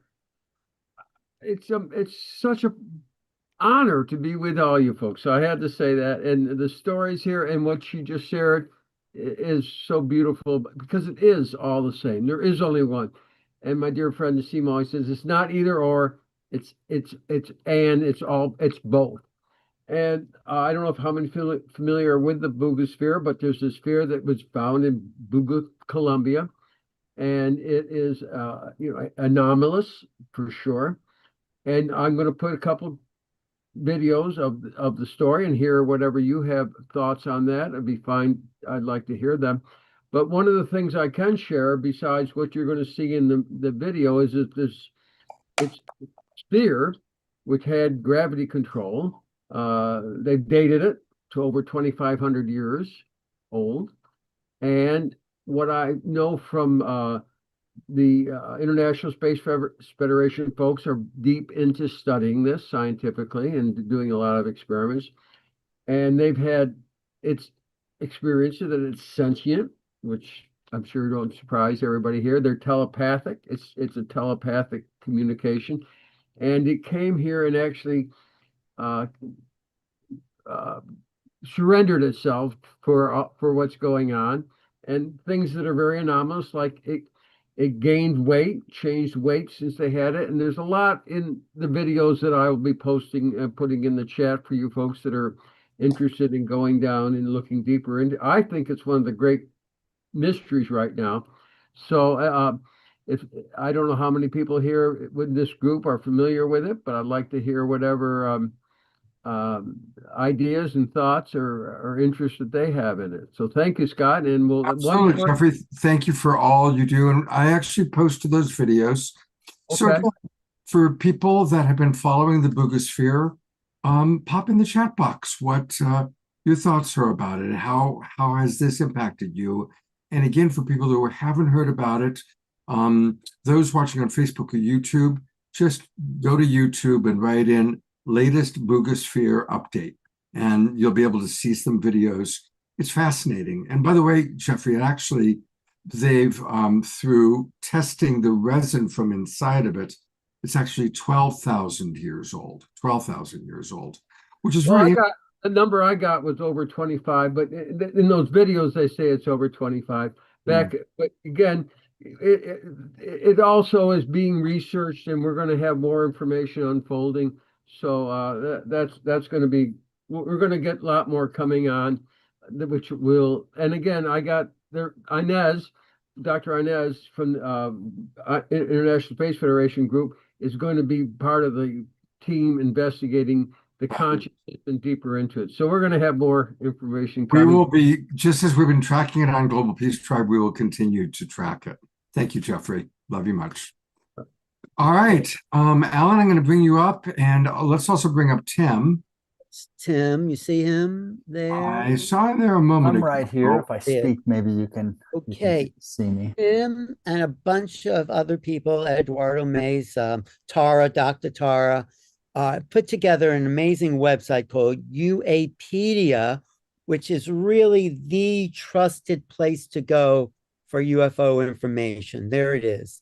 And they put a lot of work into this. It's just being launched, but they are fact-checking the articles. They're talking about experiences. I mean, there's very few places. There's a lot of stuff out there, but I trust this particular website's just being created these days to get a kind of overall history and a lowdown on the current phenomena. What do you have to say about it, Tim? Yeah, thank you, Alan, and thank you, Scott. It's really I've tuned into the show, but I never ever thought I would be on it. But here I am. Be careful what you think is impossible out there. Yeah, Alan, you're right. This is the intent here is to create this this trusted source, because there's just so much interest in UAP and UFO and consciousness right now. We felt like there was a need and a void for a source of knowledge that was built by a community and verified and trusted. So, if you look on Wikipedia or if you look on Twitter, Wikipedia has a bunch of vandalism going on, and Twitter has all types of misinformation, and the good information is scattered about. It's hard to tell signal from the noise. So what we wanted to do was create this public record and be able to really document sort of the history of UAP, and also begin to ease ontological shock as people discover this topic. If we think about it long term, we understand, and I think a lot of people on this call would understand that experiencing a UFO or UAP or some type of supernatural experience can bring you into and make you aware of high consciousness. And so we feel like this website and this effort is also an entry point to get people to understand that there's a higher consciousness out there. So this is open source. It's free. We're not planning to charge a membership or anything. And we really are looking for people to join us. So we just launched this at Seoul in Italy in November. So this is a relatively new effort. What you're seeing, and I can show some things on my screen here. Are you taking requests for articles as well from people who? We are, yeah. We're taking requests for articles. We're, what we have is like featured articles. We have dossiers. We have featured, and we have one from Alan that's coming up. Actually, we have featured perspectives and points of view, like from Dr. Daniel Bronco and Dr. Tara. We have more of these coming. We also have a bunch of biographies out there. We have UAP Talk that's coming with Alan soon. We're planning to, have a memo that we send out weekly about news that's happening. So there's a lot going on with this. This one was just published for experiencers on Edgar Mitchell's research program called Free. So largest experiencer contact It's survey another there. place to build community too for experiencers and people That's wanting to exactly share. right. Yeah. So we are trying to build and have had some success attracting folks to this effort to build what we're calling a guild. So this is, we're using some developed specialized AI tools to do research for us and desk research about what's publicly available and in archives and in witness reports, photographs, and so forth. But then we really like humans to come in and take a look at it. And make sure that we're not missing anything. We obviously have an AI agent that does fact checking for us and does editing for us, but we really need that human perspective on this to make sure that we're not missing anything that's really relevant. So, It's so important because this is another way to legitimize experiences. We could talk amongst ourselves, but then putting it out there in a place, other people who may not be familiar with this can go and say, oh, really? This is so, yeah, thanks, Tim and Eduardo and Tara for being another source. It just shows you the evolution of this contact culture of contact.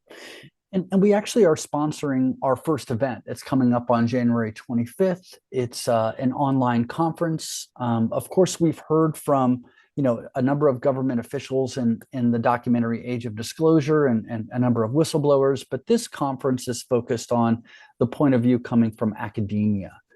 So we have a number of PhD level folks that have agreed to participate in the event. So this is like Sean Esborn Hargis from the Integral Noetic Institute, Dr. Daniel Branco, Dr. Tara Deliberto, Dr. Rizwan Virk, Dr. Kim Engels, who is the research director of the John Mack Institute, Dr. Jeffrey Kreipel, who runs the Institute of the Impossible at Rice University, and there's some others that are participating as well. So this is our first online event. We're really excited about it. So more information will be coming out about this. That's January 25th. I'll send out announcements. And Alan's hosting. So Tim, what time is that going to be on the 25th? Yeah, we're firming up the schedule. We're thinking it's going to be something like 10 a.m. Pacific time, so that we can accommodate for time zones. We actually reached out to Dr. Beatrice Villarreal to see if she wants to participate, and she's in Sweden. So we want to make sure that we can accommodate her with time zones too. So I'll have it on my New Realities YouTube channel as well. And I forgot a huge speaker, actually, Dr. JJ and Desiree Hertog are speaking as well. So I can't believe I forgot them off the list. That's my mistake. But yeah. Tim, thank you so much. Great. Thank you both. Really appreciate it. Great work. Great show tonight. Really great show. I loved hearing all the experiences that everyone has had and how music is a connector to the phenomenon and certainly the touching story from Indy. Great to see you, Indy. It's been since TCCHE, by the way. So it's great to see you. Thank you, Scott. Absolutely. Well, I'm going to bring everybody up one last time. We're going to wrap up here. Do you want to show the trailer? It's a 2-minute trailer for the new movie. Oh, that's right. Yeah, go ahead and show that, Alan. All right. So what we're talking about with UApedia and the Age of Disclosure, there's this new Steven Spielberg movie coming out in June, which is bound to just shake everyone up. It was released just the other day. There's already 17 million views. This on the trailer. The whole film comes out June 12th. And it's 2 minutes, but there's some elements in here that particularly speak to the experiencer. Okay, this is do you see that? Do you see that there now, Scott? Yes. Yep. So what? I don't know about that. A couple of interesting things about the trailer. You'll notice that you don't see any aliens. No. And, I think that the speculation is that the movie's going to be much more about our rising consciousness, channeling, and there was a fascinating comparison between the sound that woman makes when she's clearly being possessed by something, and it's almost identical to the sound that Daryl Anka makes as Bashar is coming in. So it's interesting how our world, we've all been connected to Daryl and Bashar forever. Well, Spielberg is like now kind of bringing out to the world what we've been exploring and into for decades. This is going to be huge. We thought disclosure was just a small conversation. Now it is, he's the most successful filmmaker, one of the most creative, and is just skyrocketing, with the pun intended there, skyrocketing to cover the world with what we've been talking about in our small circle. So this is an exciting moment. And yeah. I'm not sure about the fear-based part, though. I have thousands of hours of interactions. There's never been any fear whatsoever. Well, that's what Deb said. Yeah, Deb said that. I don't know. I'll hold my opinion until I see it. You're making a good point, Sean. And just like Age of Disclosure was all about, governments or people coming forward out of national security concerns. Well, clearly, if these advanced civilizations wanted to harm us, would be toast. What they have done is they've shut down nuclear reactors. They've let us know you will not use nuclear weapons anymore. And almost all the messages that people get are messages of love, messages of becoming environmentally sustainable. But I think to get a movie made, a Spielberg movie is $100, $200 million budget. It probably has to have a certain amount of that stuff to draw in the audience. But this is the guy who made Close Encounters. This is the guy who made E.T. That's the hope I have too. Yeah, and I imagine it's gonna, the trailer gets people to watch the movie, and then I'm sure he's gonna deliver something that will feel. Then he did War of the Worlds, and I don't know. I'm kind of up in the air. Yes, Indy, just once, you had this dramatic experience to take you from fear into love.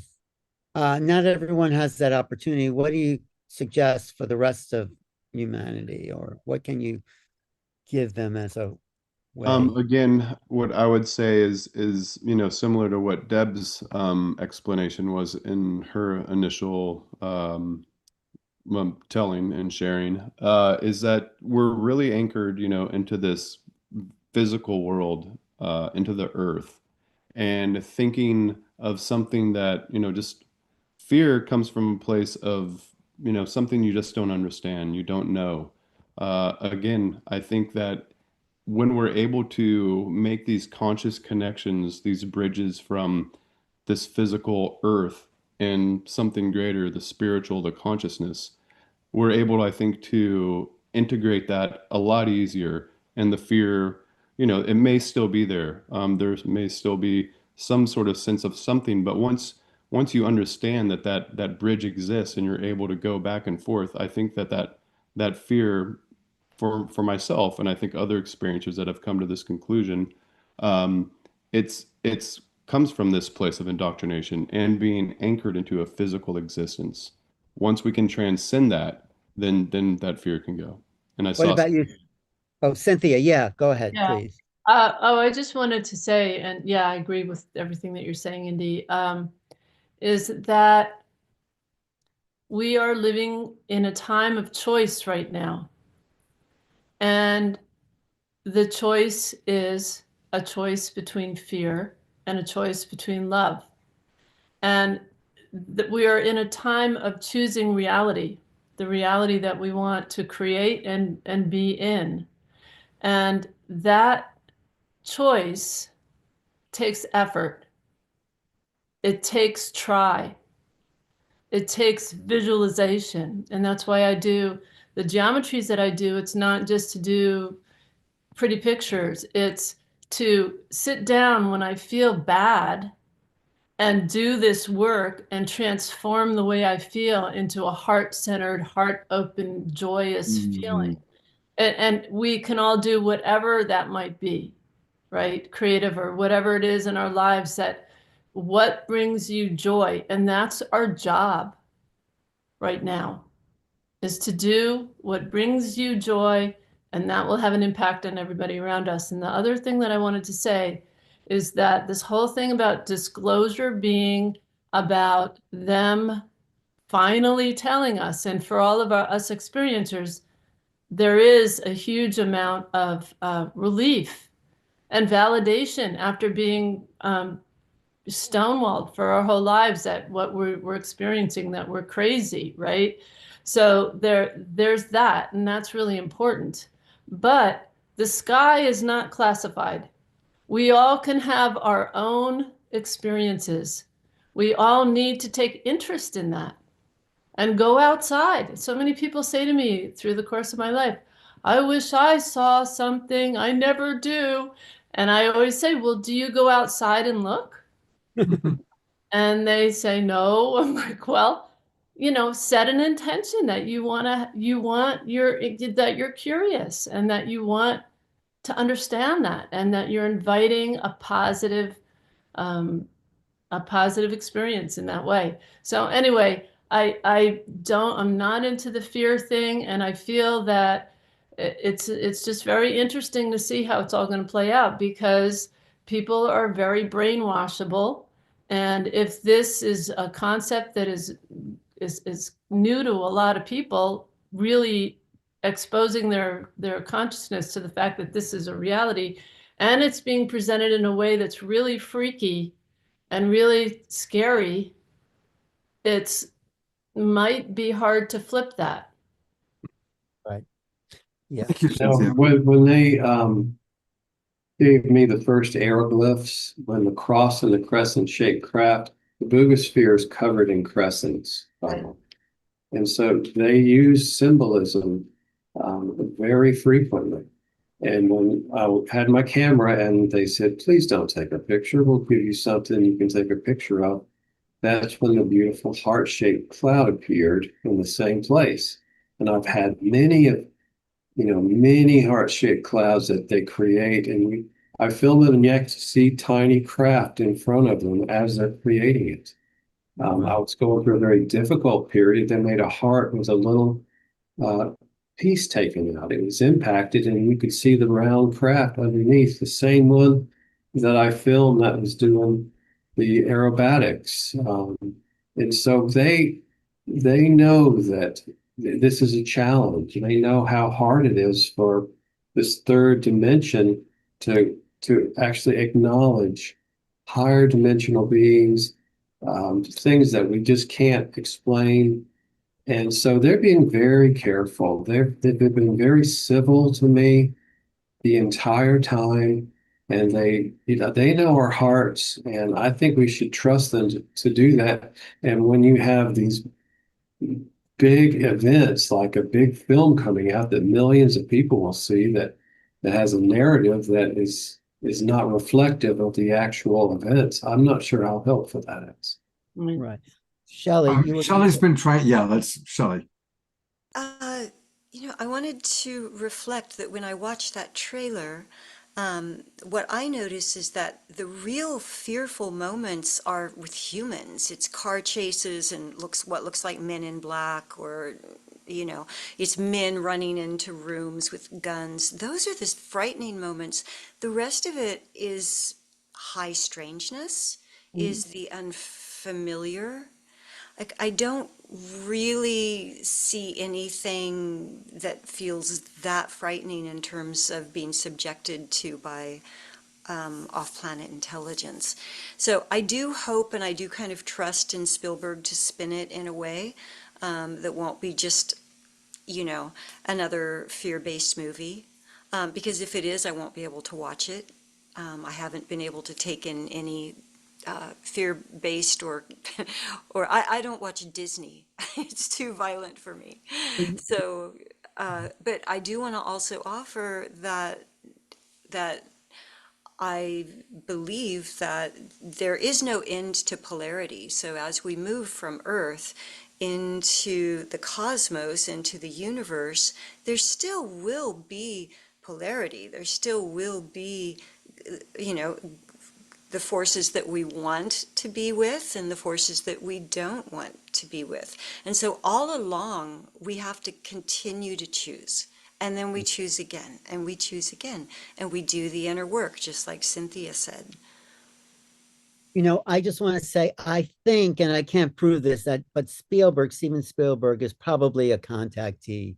he's been obsessed his whole life with the subject. Any interview about Close Encounters or ET says this is something he always thinks about. So I think he's doing these films to start to understand the situation himself. And I think he did throw in some channeling there and some other stuff where he's talking more about the experiences. And you're right, Shelley, all the fear comes from the humans, not the animals in the field or the birds. There's the recurring cardinal, which is a sign of something said, that red cardinal showing up. So I want to, if I may, just one last thing about Spielberg.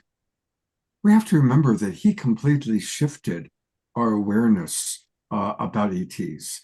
Before he made Close Encounters and before he made ET, all the movies that have been made were they're going to eat us, they're going to kill us, they're going to destroy us.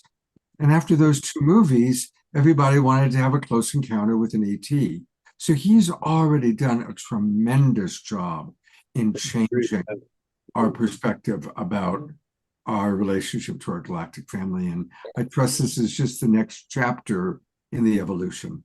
Well, we'll see. You know, he's 80 years old. I don't know how many more films he's making. This could be his swan song, but you know, That was the impetus for me when I used Close Encounters as, you know, as my model when I went out on my deck and I wanted to project. And I mean, literally the craft started coming in almost immediately. So, I mean, he's been a great influence. The problem I have is, you know, the possession. You know, Bashar chooses to have that happen to him. But you know, when they show it as, you know, I don't know, as a possessed person, I just don't think that's really anything that's going to happen myself. And also the other thing that's strange, if you watch that trailer, when that news reporter or that weather report, first of all, the weather in the background is moving in really quickly, so that whatever that front is, so that's strange. And then the person that's in the crop circle is looking at a phone while she is doing her reporting, and it almost looks suggestive as if the person in the crop circle is somehow has some kind of an impact on whatever is happening with her, with the sounds and her kind of seizing up and stuff. So that was also, I mean, I'm hoping that it's going to be this incredible revelation at the end that's just going to blow our minds in a really good way and not be just tying into the fear stuff. Okay, thanks. And okay, Indy, thank you. Indy's next. And then we really need to wrap up because I've got something else at 8 o'clock. So. Oh, you do? Okay, I had one more thing I wanted to show, but okay, Indy, yeah, go. I mean, we've got about, say, 7 or 8 more minutes. Okay, go ahead, Indy. So the main actress in that movie, I believe I have heard, is going to be testifying in front of Congress for an experience she has had. Her name is Emily Blunt. Yeah, the woman who is shown to be possessed or channeling. So maybe this is leading up to something. And I just want to say I agree with, like, you know, the fear-based narrative, and it's not, you know, great to perpetuate that. With us, you know, disclosure didn't come from the outside. I think a lot of us disclosure came from the inside. But with the rest of the population, I think in order to make those inroads, there is going to have to be some way that it's explained to them that it will connect with them. And so through film, that may be the best media for them. Yeah. So yeah, just the little tidbit about Emily Blunt. That is something that I read recently. I didn't fact check it, so we might want to, but that is something I heard. That's interesting. That's great. I just think we're going to find that they're going to be the coolest people that we've ever met. And they're not going to be these, you know, this really on the edge kind of horrible experience, because they're incredibly cool and they have such beautiful energy. When you feel it and you see it, it's amazing. And that's what I would like to see, is somebody just reflect how really awesome this is going to be. We're going to see it. I had one more thing I want to show and help Danny Sheehan's organization, the Paradigm. Oh, yes. This is really important to support. And and they asked me to speak about, so this is just a little clip from, what does he call his organization there? The New Paradigm Institute. This is the people's movement, not the government's. And I was part of this Washington hearing. Do you see that on your screen there, Scott? You do. Yeah, you got it. Okay, this is this couple of minutes of why disclosure is important. I mean, people's disclosure. Good morning and welcome to the hearing regarding UAP disclosures. For too long, the issue of unidentified anomalous phenomena has been shrouded in secrecy, stigma, and in some cases, outright dismissal.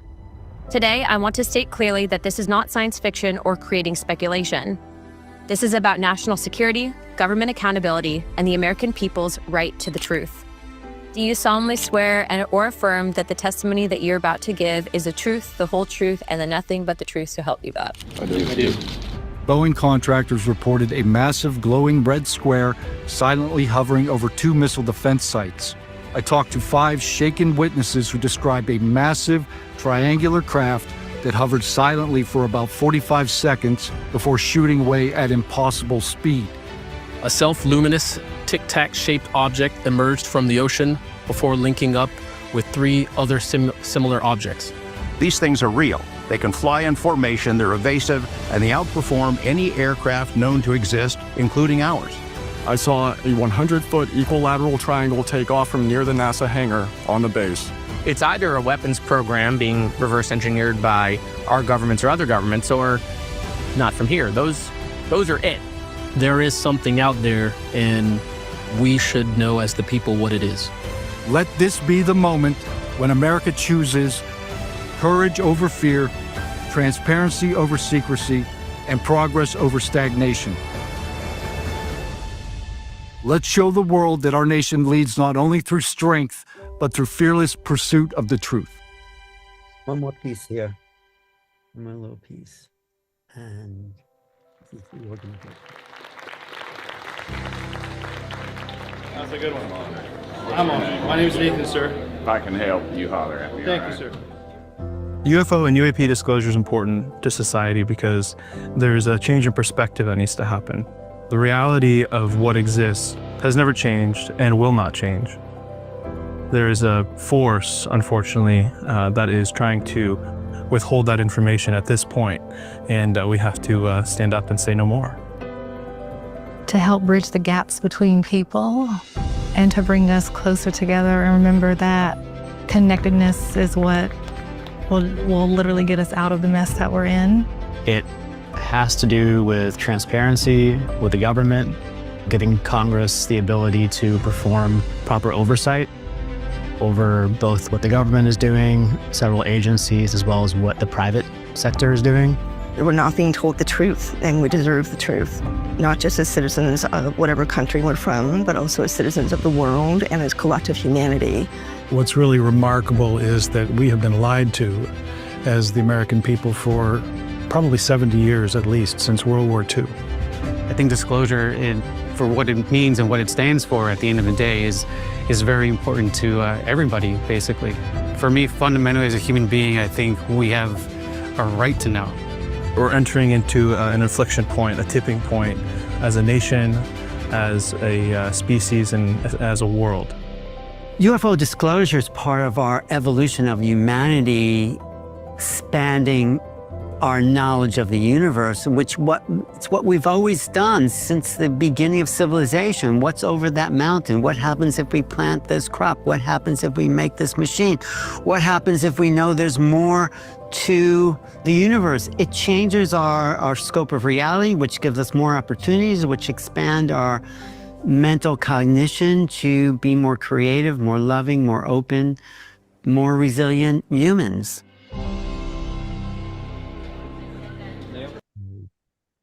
There we go. Bravo. Yeah, it's a complete circle. We started with the government, we went into the experience, we come out and realize it is up to us. And all the love that's been expressed here today and feeling, this is the new paradigm. And Thank you all. Thank you, Scott and Shelly. Absolutely. Thank you, everybody, for what you're doing. We will continue to do Making Contact shows as part of the Global Peace Tribe. We'll track what's going on with New Paradigm Institute, government disclosure, but most important, people like yourselves who are sharing your experiences in so many wonderful and creative expression ways. John singing to the stars, Cynthia bringing through this incredible artwork, Indy and his family and his dog, all these beautiful ways. So thank you, everybody, for watching. Hope you'll all join the Global Peace Tribe. Go to globalpeacetribe.com and join us. We've got some wonderful shows coming up every Wednesday, every Saturday, and then special programs like this. Take care, everybody. Have a good evening. So much, Scott, again. And remember to go out and look to the stars.